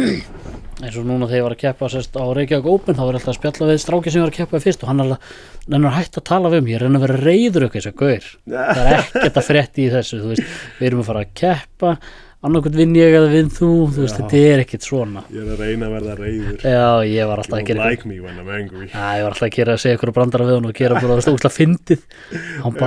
Hann alveg, já, ég ætla svo að reyna að henda út úr gluggan í sig, ég reyndi að láta hitt með snjóskafli, en enn ekki að lenda á bíla eitthvað. Hann alveg, það er ekkert gaman að þér. Þetta er skemmtilegt sko svona. Já, nákvæmlega. Heilbrigt trash talk, ég elska trash talk. Það er ekki allra manna. En ég elska trash talk. Mér finnst það geðveikt. Þetta er sem ég var að keppa á Akureyri hérna í Atlantika mitt, þeir voru með eitthvað mót að þá var ég alltaf sko þegar Gauri var næst upp á námið træjungul ég fór og náði sæðkontrollega, þú ert ógeðslega góður í þessu. Já. Hann var alltaf, hvað meinar þú veist hægt að tala og Halldór Logi, hún var skít sama og alveg nákvæmlega sama með trash talk. Nákvæmlega. Ég væri til í meira svona trash talk. Já. Það væri til að fá. Já, ég svona ég ger þetta ofta á æfingum bara svona með einstælingum sem ég veit að eru til, það er bara þetta svona banter. Og bara ekki alast upp í svona kringum sjómenn og svona jólst upp bara niður byggju sko, það var allir svona dálítið harðir kantana sko, við segja og þannig að þó að maður sé rosalega svona jákvæður alltaf og ég vil bara best fyrir allara sko, þá vill ég samt á sama tíma geta alveg skitið yfir sko, bara skotið skotunum mínum sko, ef maður segir þannig sko. Þannig að það var smá gaman að þessu sumi fíla þetta ekki, þá bara slepp ég því. En ef ég finn einhvern sem hefur gaman á svona emma bara eitthvað, hvað kallar þetta gard eða varst ekki að segja að allar að taka mig besta sem ég gert besta komment sem ég fengið það var þegar ég var að glíma við Eið og ég náði eitthvað snúinu bara hei þú kendi mig þetta, hvað kendi ég að sökk í jiu-jitsu og ég var bara, gaur, takk. Akkurat sko. Mér finnst þetta ógeðslega gaman. Þetta er svo Pétur, hann er alltaf eitthvað að tala við mig þegar. Sko. Ótrúlega gaman. Já, nákvæmlega sko. Og svo líka og svo er staður stund fyrir það stundum er það bara ekki við Nei. Fyrir marga einstaklinga en stundum er það bara þegar þetta er bara vinir skilur, þetta er bara þannig stemmingin sko og þá er þetta mjög skemmtilegt. Já, hilarious sko. Akkurat. En herðu, hérna ég verið hérna með, hvað keyrið þið áfram þú ert nú þreyttur á söllu? Ég lendi því daginn í 2 vikur, ég nennti ekki að glíma, ég nennti ekki að mæta á æfingar, ég nennti ekki að gera neitt, en ég mætti samt á æfingar og þá fann ég bara, þú veist, mér vantaði hvíld fyrir á hausnum á mér og svo allt í hennu, komið aftur. Já, hvað meinaðu hvíld á hausnum, segð? Bara að, segð, þú var svo orðin bara þreyttur, segð? Já, bara farin að tala sjálfur, þetta er svo leiðilegt, ég nenni ekki að mæta. Já. Ég breytti hugunum, hefur lent í þessu á ferlinu, þú veist að vera? Auðvitað. Og ég held að margir hafi gert það, segð. Sko, einfaldasvarið bara það að, sem sagt,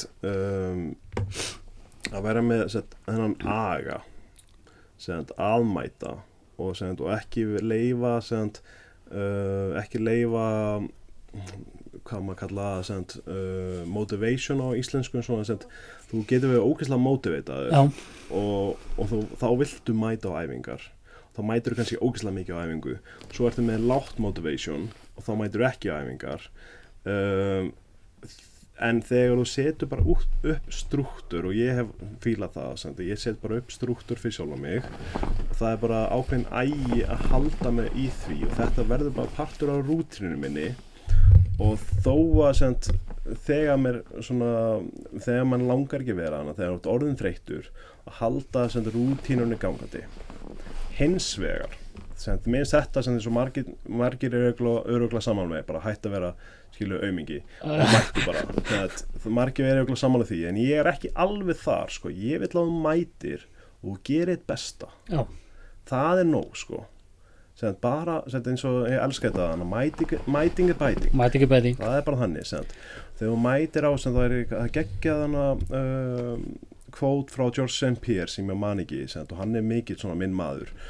En hann er akkurat bara svona talandi að það er bara að mæta og gera þitt besta, það skila sér alltaf að gera það og eins og það er svo auðvelt að hugsa þetta ef þú ert að lyfta, ég kannski lyfta 2-3 í viku og svo stundum er ég bara alveg off, ég mæti samt og ég lyfti bara bara léttara og ég kannski nægi bara 10 mínútur með 20 mínútur með, vanlega var ég 50 mínútur en ég nægi alltaf 10-20, ég mæti á staðinn og stundum eru þeir dagarnir mínir bara bestu dagarnir mínir út af því að ég er ekki að relæja á eitthvað svona motivation, ég er bara að leifa líkamanum bara að tala fyrir sig, ekki hausinn, ég er líkamanum að ráða ferðinni og eins og með glímu þá mætur þú bara og tappar oftar.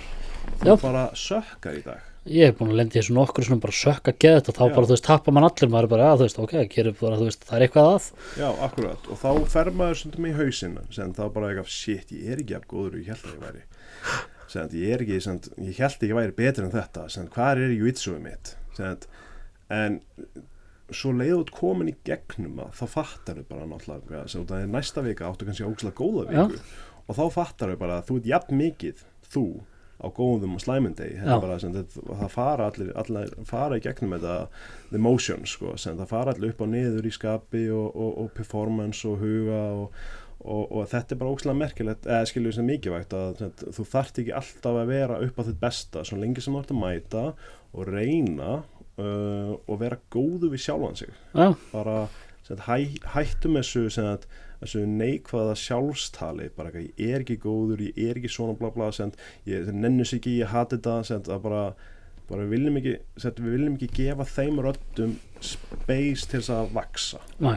Við ætlum bara að ok, þessi röddir í dag ég ætla samt að mæta og gera mitt besta og því ég veit að það er til lengri tíma þá er það í takt við markmiðið mín ég er með einhver markmið og ég ætla bara að vinna skref fyrir skref í þá átt, ég ætla að klífa þetta fjall stundum þegar þú talar við fjallið þá langar ekkert fokking þú ert búin að vera aðeins heim lengur langar ekki að fara upp fjallið lengur sko.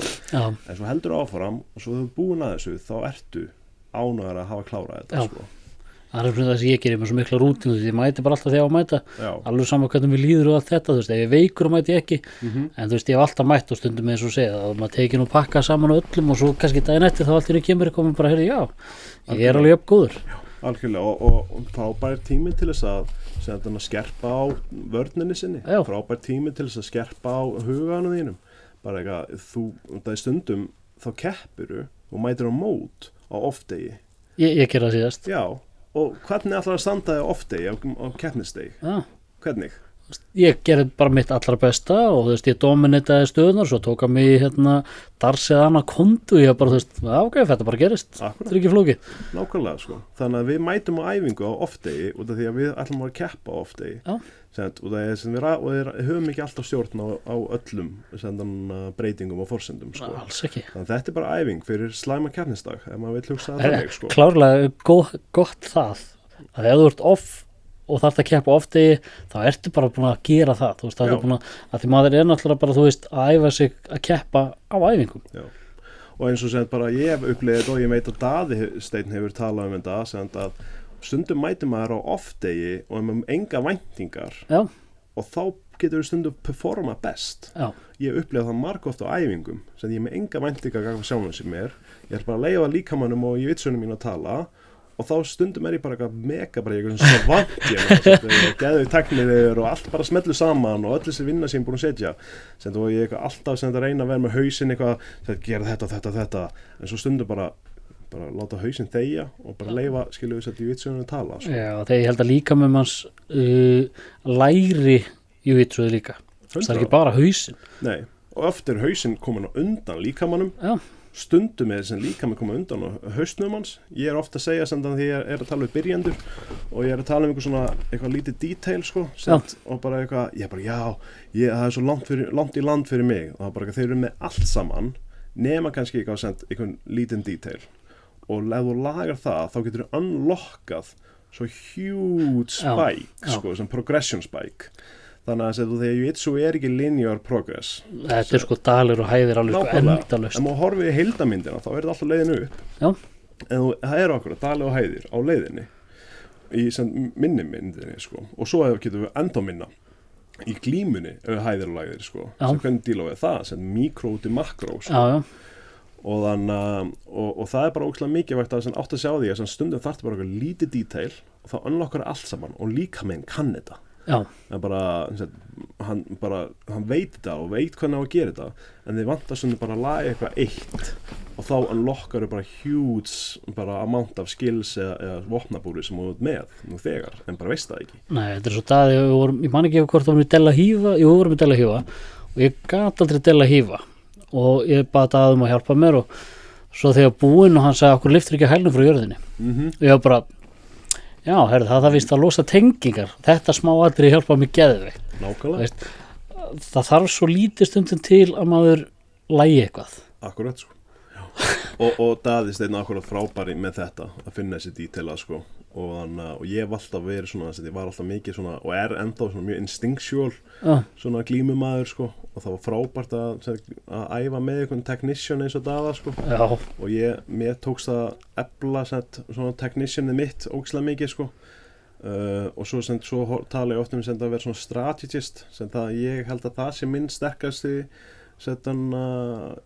minn stæðsti styrkleiki, sko, sem keppnismaður og svona og vonandi sem þjálfari fyrir framtíðina sko, ég er alltaf með góð strategi og það er líka mikilvægt að þú getur ekki bara verið bestur í Jiu-Jitsu en við erum að spila leikina það þarf stundum að stratta sko, finna eitthvað góða sko, áætlun strategi, plan A, plan B hvernig ætlar að haga fyrir hvað ætlar að berjast skilju, ertu að fara að accepta svípið? Nei, við erum að fara að berja fyrir hverju svípið fyrir sig, við erum að berja fyrir hverju punkt fyrir sig og erum að fara að sækja í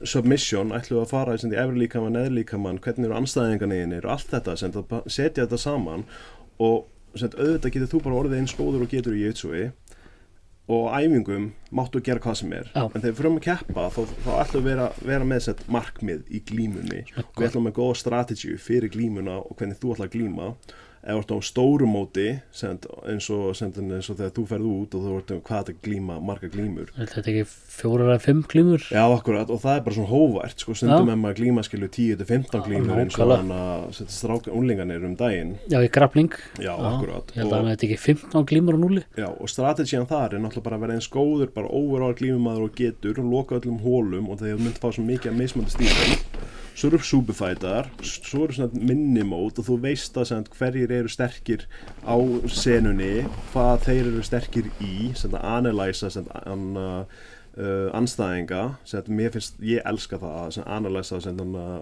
stílinn hjá ykkurum, ég elska það að æfa með ykkurum út af því að ég analysa anstæðingi með mjög fljótt og glíma við fiskskipti, þá er þetta yfirleitt svona þá kannski gengur mig ekki jafnvel en næst þá ég að fara að ganga betur testrun fyrst 100%, það er bara hvernig heilin minn virkar, ég að andalust bara að analysa vandamál fyrir frá mig og hvernig ég kemst yfir það vandamál og það er partur af mínu lærningprosessi að verða að læra af anstæðingunum eða æfingafélagi minn eða anstæðingunum það er náttúrulega alveg sitt hvort sko. það er alveg partur af þessu strategíu að vera góður að analysa og góður að búa til eitthvað strategíu og sem þjálfari þá held ég sé mjög mikið að geta skipt gír og líka fyrir keppendur að geta skipt gír stundum stundum þarf það að chilla stundum þarf það að blása sko, stundum þarf það að fara á stað sko. Þannig að þetta er allt bara ég hef alltaf fundið eins og núna seinni keppnina mín, þessu öðrumeistar út af þetta að þá ég bara mínu pace og ég keiri en svo var ég að klíma við daginn og þá fann ég að pace mitt alltaf pace, stopp þannig ég ætla að stoppa stoppið og vera meira bara að pacea mig minna en vera með meiri framför en það er alltaf gott að stoppa í stöðvum ef að þú fíla það að vera með hægara pace eins og ég fíla hægt pace, ég fíla stjórnun meðan aðrir fíla svo mjög explosive og svona mjög mikið movement og þú er bara svona að finna þitt sko, gott að prófa og ég alltaf reyni að hvetja fólk til að stoppa á milli til að settla í stöðunum sínum ekki of lengi ég var ekki að gera lengi sko þegar ég var að stoppa lengi þá fyrir hinn að gera eitthvað móti snæð fyrir ég stoppa, chilla, dung akkurat þannig ég var bara að taka lang stopp þú vilt ekki vera overreactive sko, þú vilt ekki vera komin þú vilt ekki leifa honum 1, 2, 3 moves leið og hann komið moves þá þarf þú að mofa líka sko, ég var alltaf að gefa of langt tæki fyrir að ég ætla að breyta þessu og það er fá aðeins betri þessu bara alltaf eitthvað sem þannig að skrifa fram á við sko. Maður verður að gera það þetta er snilt við erum að fara að hætta þessu rugli hjá okkur akkurat það er bara gott að fá þig bara takk fyrir að hafa mig og takk fyrir að hlusta á þetta rant hjá mig eins og ég segi, ég fer alltaf víðan völl með þetta sko. Það er slett sko ég læri alltaf eitthvað af hlustundum mínum viðmælendunum mínum af því að þeir eru með svo mikla reynslu og svo mismóðandi finnst mér þú er búin að vera með rosalega öfluga einsælinga í tali hjá þér og mér svo geggja það út af því ég þekki þetta fólk persónlega og allir eru sérfræðinga á sínu sviði og ég hef hort oft á minn feril að bara ég elska að ferðast og ég fekk svo mikla ég er búin að fá svo mikið exposure og mikla reynslu sko, bara út frá Evrópu og Bandaríkjunum og allt saman sko, að það er svo geggja fyrir mig að geta komið með þetta hingað sko, og mitt skillset ekkert endilega sem keppandi per se en ég horfa á klálega að ég geti hjálpað keppendum og svona að taka næsta skref og sem bara næstu kynslóðum að taka næstu skrefina heima sko.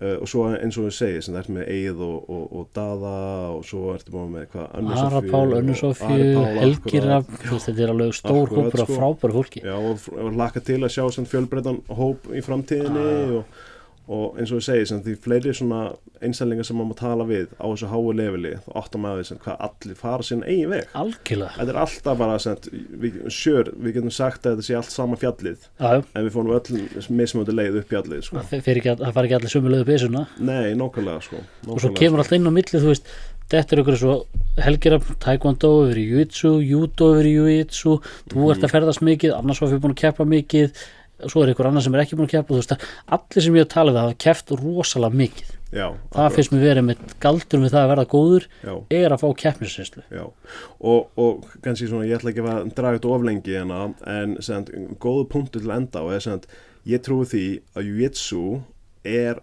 svona öflugt út af því að þetta byggist í kringum keppnir það er engin upp á skrifstofu að tala hvort einhver sé sem þannig að nógu góður eða ekki. Þú mætir á mót og móta keppnis árangur stjórnar svona dálítið á hvaða leveli þú ert, hvaða belti þú ert.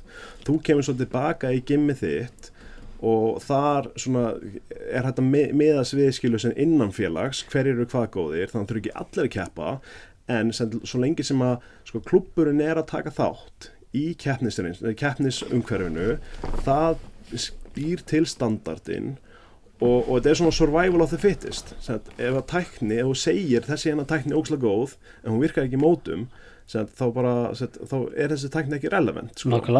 Og þetta það sem þetta bara survival of the fittest. Jiu-jitsu að þróast og vera svo öflugt, meðan kannski sem svo í sumum traditional sportum, þá svona doldið svona red tape, það doldið verið svona stjórna doldið hvert að eiga að fara, meðan sem Jiu-jitsu bara svona frjálst og þá verða allir bara þeir bestu vinna. Og það það sem stjórnar sportinu. Þess vegna keppnin svona doldið bara kjarnin í Jiu-jitsu að við séum að keppa. Já, það líka eins gott þess að sagðir með beltina því að þú veist, ég fer að keppa út sem blábelti, vinn þetta og einhver gauður sem ekki að keppa fullu en orðin jafn góður þú veist, þannig að það var hann á mínu leveli en samt ekki með sama belti.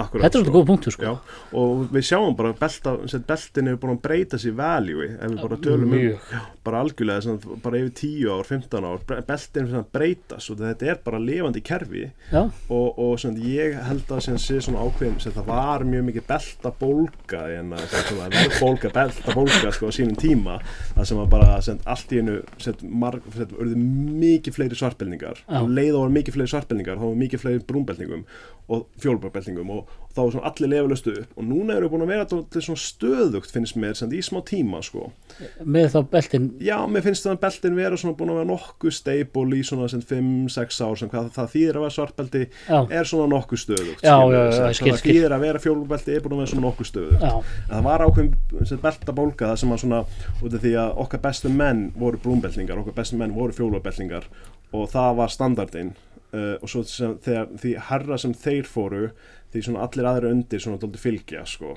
það meikar mikið sens akkurat sko þannig að þetta bara lifandi kerfi og mér finnst það mjög skemmtilegt við Jiu-jitsu að hvað beltakerfi svona dálítið lifandi sko og þú mætir bara mót og það sýnir sig já það sýnir sig hvaða belt þú ert svo kemur líka annað inn þetta þú veist ef að kemur ykkur sem var blábelti og sigrar alla hina þá alltaf að tala já hann örugglega fjólublábelti þú veist þetta svo finnir fjólubláflokkinn að tapa fyrir öllu að þá finnst mér alltaf að vera bara þú veist þú ert bara það belti sem að þjálfarinn gefur þér þú ert með þetta mikla reynslu kannski ert að æfa meira, kannski ertu búin að keppa meira þannig að mér finnst þið eins og segir þetta beltakerfin eru svo jöfn núna ég skil það rosa vel að því að þú veist ég var að dæma fólk bara þetta getur ekki verið fjólublábelti ég er búin að tapa hann út eitthvað svoleiðis svo er þetta allt huglægt mat klárlega allt bara huglægt mat og þannig og mér finnst þetta að vera ógeðslega mikilvægt að þessi bara samtal á milli sem nemanda og þjálfara sem það bara að séu sem raunhafa væntingar sem þjálfarinn segir bara þetta það sem ég býst við frá þér og það ætti að vera eðlilegt að sem nemandi genið spurt bara hei hvað vantar mér upp á fyrir næsta belti og það bara fín leið til að mappa út kortleikja Jiu-jitsu leiðina það ætti ekki að vera neitt eitthvað svona falið eitthvað já þú ég get ekki sagt þér það beltin skiptir ekki öllu máli ég vill bara fá skilju bara reynd og beint þetta ákveðið samband og það rosalega mikilvægt að það sé ekki svona að það sé opið svona samskipti í því klárlega ég hef líka séð rosalega leiðilega atvik þar sem að það bara svartbeltingar sem er kannski doldið og þá helst úti en svo náttúrulega þetta alltaf vant með farið þegar einsæningur í stöðu af svona position of power yfir einhvern öðrum og hann að þegar iðkandi út að borga honum og þú mátt ekki skipta félag og þá er orðið einhver svikari og þetta bara við búum ekki þessu félagi samfélagi, við erum vestræni menningu og það þarf bara að vera opið samskipti og þetta þarf alltaf að vera bara allir vinir í skóginum og með beltin það þarf bara að vera í lagi að ég get valið þjálfara minn ég get valið hvort ég farið eitthvað annað eða ekki þjálfarinn hefur fullan rétt að segja hvort að hann vilji gefa mig belti eða ekki og ég hef fullan rétt sem nemandi að segja hvort ég vilji fara eitthvað annað eða ekki algjörlega það bara það hefur enginn eitthvað vald yfir öðrum einstakling. Nei, þetta á ekki að vera einræði. Nei, nákvæmlega. Og eins og Daði segir alltaf bara vera góð samskipt á milli, þú veist, ef ég segja hann ok, mér langar í fjólubelti, hvað þeir að gera? Það keftu 20 sinni viðbútt og lærðu Kimura, þú veist, þá veit ég allan hvað ég á að fara að gera til þess að geta verið næsta belti. Já, nákvæmlega. Og veist, þannig að mér, þú veist, ég er náttúrulega þekkit ekki það mikið, en þú veist, ég held þetta sé svolítið þannig að menn séu bara, þú veist, á sinni vegleið og þeir kannski spjalla við þjálfarinn segja, já, heyrðu, taktu kannski 1 ári viðbútt og keftu 10 sinum, ég held að samræðan sé svona, ég held að þetta er svolítið opið. Ég hef mjög oft heyrt það sem að nemendur þori ekki að tala við þjálfarinn sinn. Mér finnst það alltaf vera mjög leiðilegt. Það er mjög leiðilegt. Þú veist, þetta er fyrir fullorðna manneskjur. Já, akkurat, en svo náttúrulega sett, já, akkurat, sko. En stundum bara koma þær úr kúlteri þar sem að þetta er kannski ekki normið eða sem þjálfarinn getur kannski verið bara smá skeri eða bara hvað sem skilu sem það bara þarf að bjóða upp á þetta sem þjálfari trúi ég því sem að ég þurfa að bjóða upp á opið samskipti sem að komi frá ofan frá sko.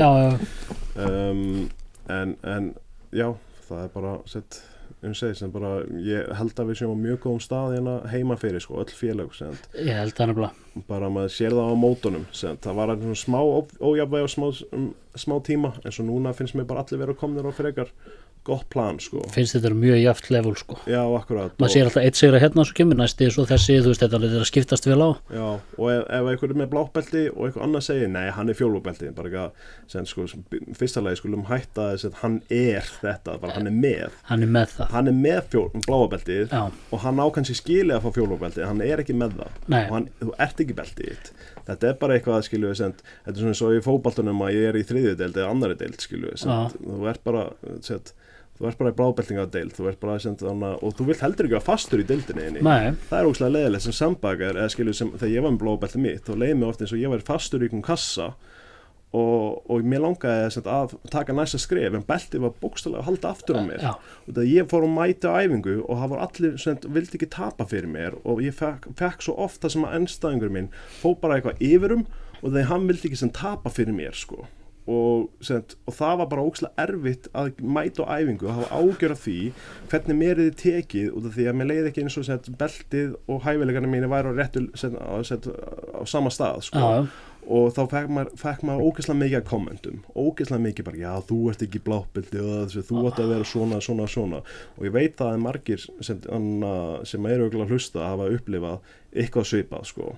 Bæði ef það er ofsnemma þá er líka svona smá slæt svona eitthvað, já, þú ert eiginlega ekki svona góður sko. Nei. Ég man þig, ég er með blábelti, þú með fjólubelti, bla bla bla. Það er bara ógeðslega leiðilegt, skilju. Það er þannig, þetta er svo, þú veist, ég er að glíma á herrabelti, ég næði mig submission, það er bara að þeir gera mistök, það er ekki að því ég er betri. Þetta er bara mistök sem þeir gera, svo næði þeir kannski ekki aftur fyrir þetta 2 ár. Og líka þetta er bara arbitrary skilju mælingakerfi. Þetta er bara þessi belti skipta engu sko. Þetta er bara einhver skilju svona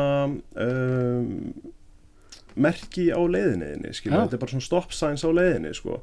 Það skiptir ekki máli hver vinnur blábeltingaflokkin þannig, auðvitað skiptir það máli en í stóru myndinu skiptir það ekki máli. Það skiptir ekki máli. Þetta skiptir allt máli en á sama tíma sem þegar þetta er búið þá er þetta búið og við bara höldum áfram sko. Þetta er svo mér langar í fjólublábelti þegar það er vel við galla minn. Þetta er bara svona visualization, en þú veist, ég treysti Daða 100% að gefa mér rétta belt á réttum tíma.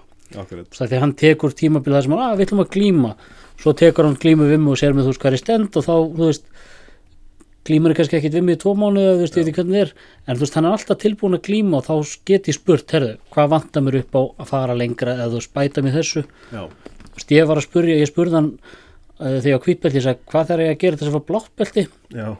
Og hann sagði, ok, þú veist, glímum, svo sagði hann, þú veist, það vantar fullt upp á, svo hætti ég að spurja það og fór að spurja hvað þarf ég að gera til þess að fá næstu strípu. Skartar levelum mitt, þú veist, að bara minnka þetta, að því mér finnst að það er kannski freki að fara að biðja nýtt belti, þú er búin að vera í, þú veist, svona stuttan tíma, þannig að þú veist, maður þarf líka að læra að spurja réttu spurningarnar. Já.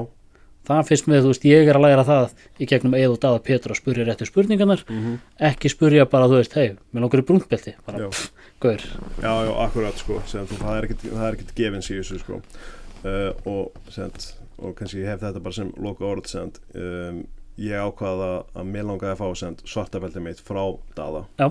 Ég fekk það sumarið 24 og ég var hópur sem ég var í hóp fyrstu svartbeldinga undir Daða, Já, frábær dagur sko, og ég var þarna, þetta var geggjað þetta dagur. var æðislegt sko, og þetta bara eitt af mínu stoltasta afrekum sko, að fá svartabeltið mitt og líka vitandi það að ég var fyrsta svartabeldið undir honum og búin að æfa með honum og vita að hann með bara háan standard Klárlega. sem bara sem að hann hefur bara fullan rétt á og ég var alveg tæpur á 23 sko, ég var næstu búin að hætta sko. Út af því að ég var bara búin að keyra sjálf mig í hel sko. En ég var bara ég ætla að klára þetta og ég ætla bara að gera þetta og ég talaði við Daða það að bara þetta stefnan mín sko, og við settum bara og hann lét mig vita hvað næstu skref væri sko. Og ég fekk annar belti 24 og ákvaði að taka pásu eftir það, en þetta alveg bara af sko, af öllum titlum og allt þetta sko, bara fá belti frá vini mínum, frá þjálfara mínum, frá einstakling sem þekktur fyrir að vera Sandbagger. Ég ætla að segja þekktur fyrir að vera með góðan og háan standard.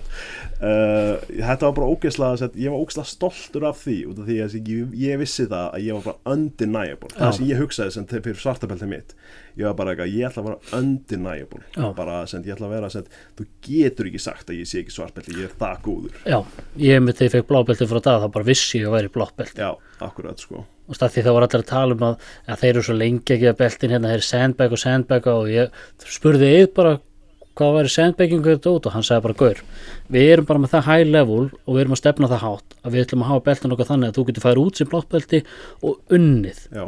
Og ég sannaði það því að ég var mótan öðru sæti, ég blábelti. Og mér finnst þetta líka að vera bara svona gömul tugga sko, mér finnst Vappi sé bara að vera og allir bara vera svona doldi á sama level sko, algjörlega. Og mér finnst þetta að vera svona doldi ekko af fortíðinni, kannski hálfsálsmunur og einsálsmunur, en þú kíkir hann á belt checkers og við gerðum einhvern svona að þú getur séð tíðni yfir hversu langa tíma hvert félag tekur fyrir sig að gefa beltin sín, og Vappi sé bara á mjög sambærilegum stað og allir aðrir sko. Já, nákvæmlega. Þetta svo mikið eitthvað bara, fólki bara ógeðslega gott hérna og tæknilegt og ekki taka neitt frá einum öðrum. En Vappi sé hefur bara verið með orðspor að vera mjög tæknileg og sérstaklega í fyrstu flokkunum, blábeltingaflokkunum og hvítbeltingaflokkunum, þá hefur það bara verið mjög augljóst að allavega fyrir mér að það koma mjög öflugir einsælingar fljótt frá Daða,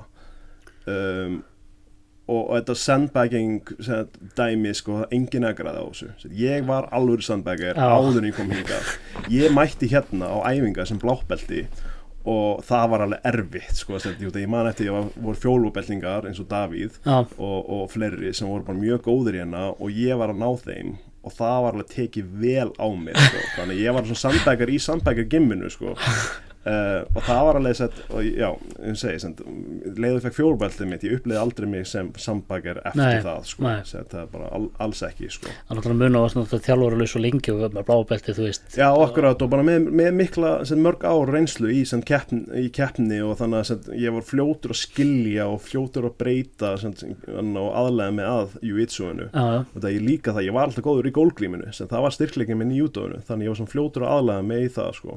Ógeðslega ánægður að hafa komið hingað og svo bara geggjað að vera að æfa líka með öllum í Mjölni og æfa öllum með í Reykjavíkamma og ógeðslega þakkláttur við Helgarafn og þannig að vera þar og ógeðslega ánægður að hafa æfa í Grindavík og bara Akureyri og allir þetta bara allt svona partur á mínu ferli, allt sem hefur gert mig sko. Og maður tekur bara ofan af fyrir eins og að hafa enda ferilin minn hjá Daðastein sko, það bara 100% sko. Já, enda ferilin, enda ekki ferilin. Nei, enda markmiðið. Þetta var sko endirinn á þeim kabla, þeirri bók sko við segja. Og núna þetta bara svona ný bók sko, og ég mjög spenntur fyrir því sko. Já. Og ég þarf bara að koma aftur og setna meir og tala þannig að þegar ég hef meira að segja sko. Klárlega. Ég þakka fyrir mig, við heyrust, tökum annað þátt fljótlega. Nóg að spjalla bara takk fyrir mig. Takk